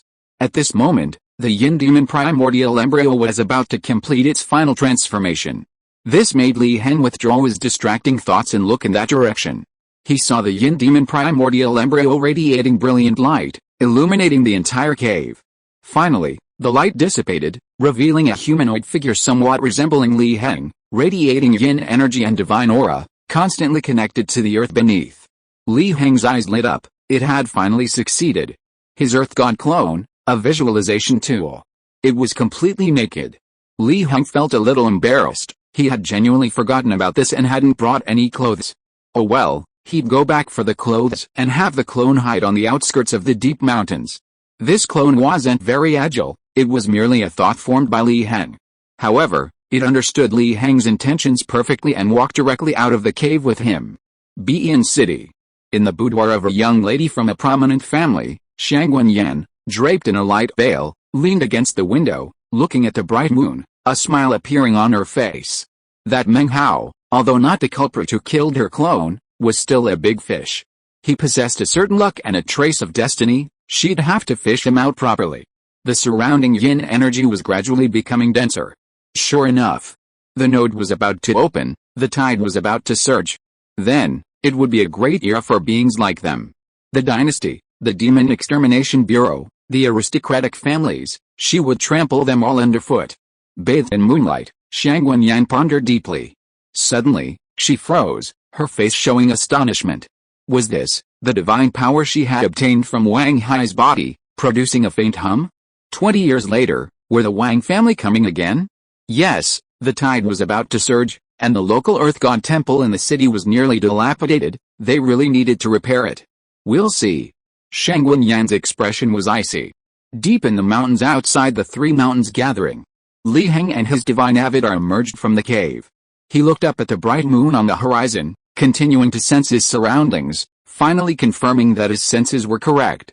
The yin energy in the surrounding environment was even denser. Although it was night time, and yin energy was rising while yang energy was receding, there would never be such a dense yin energy on a normal day. This kind of environment was extremely prone to strange occurrences. Li Heng's expression was serious. Was this the big deal the old man had mentioned? It seemed this really was a big deal. Because this phenomenon of dense yin energy was not unique to any particular area. He sensed a similarly dense yin energy permeating the surrounding mountains and fields. Was the environment about to change? He frowned, sensing that the true fire of the sun seed he had left at the three mountains gathering, residing within the child's body, had actually erupted once. Had something indeed happened at the three mountains gathering? He sighed inwardly. He commanded his divine avatar to use a supernatural power called shrinking the earth to an inch, carrying himself swiftly towards the three mountains gathering. As a divine avatar formed from the primordial embryo, it possessed certain supernatural powers from birth. Connected to the earth, it could perform the wondrous ability of shrinking the earth to an inch. Meanwhile, the three mountains gathering was silent, no lights were lit, resembling a deserted village deep in the mountains. If you are listening to this novel on a channel other than Fanfic World, it means it was downloaded and re-uploaded without effort. We warmly invite you to visit our channel, Fanfic World. There you will find the original version of this story and many other novels of various genres. We look forward to seeing you dive into a world of incredible novels. Chapter 49, Arriving outside the Three Mountains Gathering, Heng frowned at the scene before him. The Three Mountains Gathering, after all, was a town. With a night market, it shouldn't be completely dark and devoid of lights. Could the Three Mountains Gathering have fallen into a ghostly realm? He frowned further. If it were such a vast ghostly realm, the strange entities within would be incredibly powerful, possibly even at the innate level. However, what puzzled him was that his remaining 5 points of luck hadn't warned him against going. His martial artist's intuition hadn't detected much danger either. Could this so-called ghostly realm be hiding something? At this moment, his expression changed again. The true solar fire seed he had left at the Three Mountains Gathering had erupted once more. Clearly, the child was in danger, and strange entities were at play. While the true solar fire was of high quality, and the strange entities might be wary, it was ultimately just a seed. Such frequent eruptions would likely extinguish it soon. He figured he had to go in and check it out. Not for the danger to others, but also for the sake of his source energy. After all, he had already exhausted most of his source energy due to previous events, leaving him with only 20 points, making him poor again, which gave him a sense of urgency. Heng looked at the divine avatar beside him. This avatar had just been created and was only at the peak of the nourishing Yuan realm. If he only sent the avatar in, it would probably be a double loss, not worth it. So he planned to have this avatar wait on the outer perimeter, and then provide support at any time. The divine avatar connected with the yin energy and the earth. Even if he couldn't defeat that strange entity, he could use the divine avatar to tear open the strange domain, so as not to be trapped inside and become a skeleton in a tomb. He settled the divine avatar, letting it quietly absorb the yin energy, and incidentally, split it into 3 threads, simultaneously visualizing the vast earth and the great sun of the heavens, and being ready to provide support at any time. After all, it was a divine avatar, and the divine path could manifest a dharma body in an incarnation. It was also created from a single thought, so it was not surprising that it could perform multi-threaded operations. It was just because the construction of thoughts was too simple. This only resulted in his visualization speed being slower than his main body. However, Heng was quite satisfied. Anyway, this divine avatar was practically a find, so what more could he ask for? As long as it could help him with visualization, that was enough. Otherwise, his main body would have to spend all day in seclusion for visualization. After handling the matters, Heng stepped into the Three Mountains Gathering. This market, the Three Mountains Gathering, actually had a local earth god temple. However, this earth god temple was located in a corner of the Three Mountains Gathering, and because a murder had occurred there before, few people worshipped it. It had long been dilapidated. But at this moment, in the dark and unlit night, this earth god temple welcomed uninvited guests, a group of uninvited guests. There were 4 of them, looking very flustered, as they fled into the earth god temple, kicking up the dust piled up on the floor, as if something terrifying was chasing their souls. 2 men, 1 woman, and 1 child. The child was none other than the one to whom Heng had planted the true fire seed of the sun. He was now being led by the left hand by a beautiful woman, looking somewhat bewildered, not understanding what was happening. They finally breathed a sigh of relief after escaping into the local temple. The beautiful woman looked at the child with great concern. "Zuner, are you alright?" "Don't worry, sister-in-law, Zuner is a lucky person." "Have you forgotten what happened just now?" The young man beside her comforted her. "What exactly happened? Why did we attract something strange?" "What do you mean by the deserted streets at night?" No lights, deathly silence. That's frightening, the other middle-aged man said gravely. I also want to ask you, Ludafu, did you attract some unclean spirit again by collecting antiques? And what about the flames that erupted from Zunar just now? The beautiful woman demanded through gritted teeth. There had been similar cases before, so she immediately questioned her husband. In the past, it had been a close call, but now it was practically a death sentence. The woman's name was Tang Rong, and she was the wife of the middle-aged man beside her, Ludafu. The child she was holding was their child. Ludafu was an antique dealer at the Three Mountains Gathering, traveling between Bian City, the Three Mountains Gathering, and villages to buy and sell antiques, and had amassed a considerable fortune. However, while this trade was lucrative, it was also highly susceptible to attracting unclean spirits due to its involvement with ancient artifacts. There were even rumors that an antique dealer who hadn't encountered something supernatural wasn't truly in the business. Ludafu felt deeply wronged upon hearing this. Ever since he had encountered something supernatural and narrowly escaped death after handling an artifact from an ancient tomb, he had become extremely cautious. How could he possibly risk it again? Sister-in-law, don't say anything more, the danger isn't over yet, the young man beside her whispered a reminder. Tang Rong felt a surge of anger. How dare you say that? She suspected her husband, Ludafu, and even more so, her husband's friend, Yi Qing. Visiting at dusk, and then encountering something supernatural that night? What a coincidence. But just as she was about to reprimand Yi Qing, she suddenly saw several figures lingering inside the Earth God Temple, instantly frightening her into silence. A silence fell over the four of them. Finally, Tang Rong couldn't hold back any longer and whispered, can such a dilapidated Earth God Temple really keep these things away? Don't worry, sister-in-law. Although this Earth God Temple is dilapidated, it was built by extraordinary people in the past.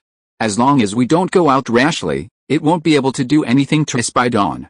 Yi Qing also answered in a low voice. Just as the four of them suddenly relaxed, they saw a huge shadow, as tall as a 3-story building, appear outside the temple. Heng stepped into the Three Mountains Gathering. He frowned. The Three Mountains Gathering was indeed shrouded in a strange domain. However, this shroud was not complete, only half-shrouded, and there was no situation where strange things were rampant. On the street, a bunch of people were lying. These people should be ordinary people and small vendors who came to the night market, but Heng checked and found that they were not dead, but were sleeping soundly. No matter how much Heng punched and kicked them, he couldn't wake them up. You know, their faces were beaten into pig heads. Moreover, they were only unconscious, and their life force had not been lost. At least, that's what Heng encountered. He couldn't help but frown. What exactly was this strange creature trying to do? It didn't kill anyone, just put people to sleep. Was it giving everyone sleeping pills? Was there another purpose, or was it simply unable to do so? Suddenly, he sensed the eruption of the true fire seed of the sun again. He turned to look at the corner of the Earth God Temple and rushed there immediately. He had wandered the streets for so long without seeing the strange creature, it must be in that direction. Heng pondered, visualizing the true form of the great sun in his mind. Chapter 50 The Black Giant's Shadow.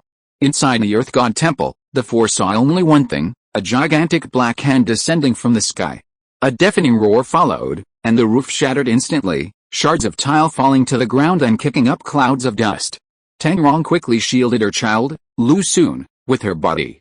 Seeing the mother and son's actions, Ludafu was shocked and quickly threw them aside to prevent them from being hit by the falling roof and suffering head injuries. Yi Qing, however, easily dodged the shattered tiles, appearing somewhat relaxed. But when he saw the true form of the black giant, his expression turned grave. Damn it, it was actually a blood exchange realm expert. This black giant had a human appearance but no human features, its entire body was pitch black, seemingly composed of shadows, yet it could interfere with the matter of the world. At this moment, the black giant lowered its head, looking at the four. Then, its massive hand pressed down, intending to directly crush them with a dimensional attack. Seeing this, Yi Qing sensed something was wrong. He circulated his internal energy, increasing its speed, and quickly flew out of the dilapidated Earth God Temple, onto the street. He wanted to escape. As for his friend Ludafu, well, he could only hope for the best. But the next moment, the child named Lu Sun suddenly burst into flames, displaying an intent to destroy demons and evil. Before the black palm could even press down, It already showed signs of burning, forcing the black giant's shadow to withdraw its hand. Yiqing was shocked by this. What was going on with the flames on this child's body? It was one thing that it could burst out earlier to eliminate the vengeful spirits and monsters chasing them. After all, those vengeful spirits and monsters were just cannon fodder, not worth mentioning. But now, this black shadow and monster was comparable to the blood transformation realm. The blood transformation realm is when the marrow is as smooth as frost and the blood is as pure as mercury. It is a transformation of body and soul, a cleansing of the marrow and flesh, a state of purity, known as a martial saint. This is a realm where one's essence begins to transform, a state that can be called a great master anywhere. Not cannon fodder that can be used casually. If we consider the yin energy surrounding the strange creature, even a martial saint at the blood exchange realm couldn't withstand its attack. One can only imagine how terrifying the black giant's strength was. Yet, the fireballs erupting from the child could injure a creature of this level. What exactly were these fireballs? How could they be so mysterious? Could it be the work of a true Key Realm Grandmaster? Yiqing didn't have time to ponder this deeply. He realized this was an excellent opportunity to strike. Perhaps he could successfully counter-kill it, avoiding a desperate situation where the further he fled, the more hopeless it became. After all, he was the only one left here. Roar! The black giant roared, forcing the surrounding air to vibrate, rippling outwards like waves in water. The sound was so loud that it could be faintly heard not only in the entire 3 mountains gathering, but also in the 3 villages nearby. Of course, it still couldn't wake the unconscious person. Taking advantage of the black giant's burned hand, Yiqing circulated his internal energy, gathering strength, and lunged forward, throwing a punch to knock it to the ground. Crack! A breaking sound rang out. His punch struck the black giant, sending it flying backward, the bones in its arms shattered, and it revealed a look of astonishment and fear. How could this strange body be so hard?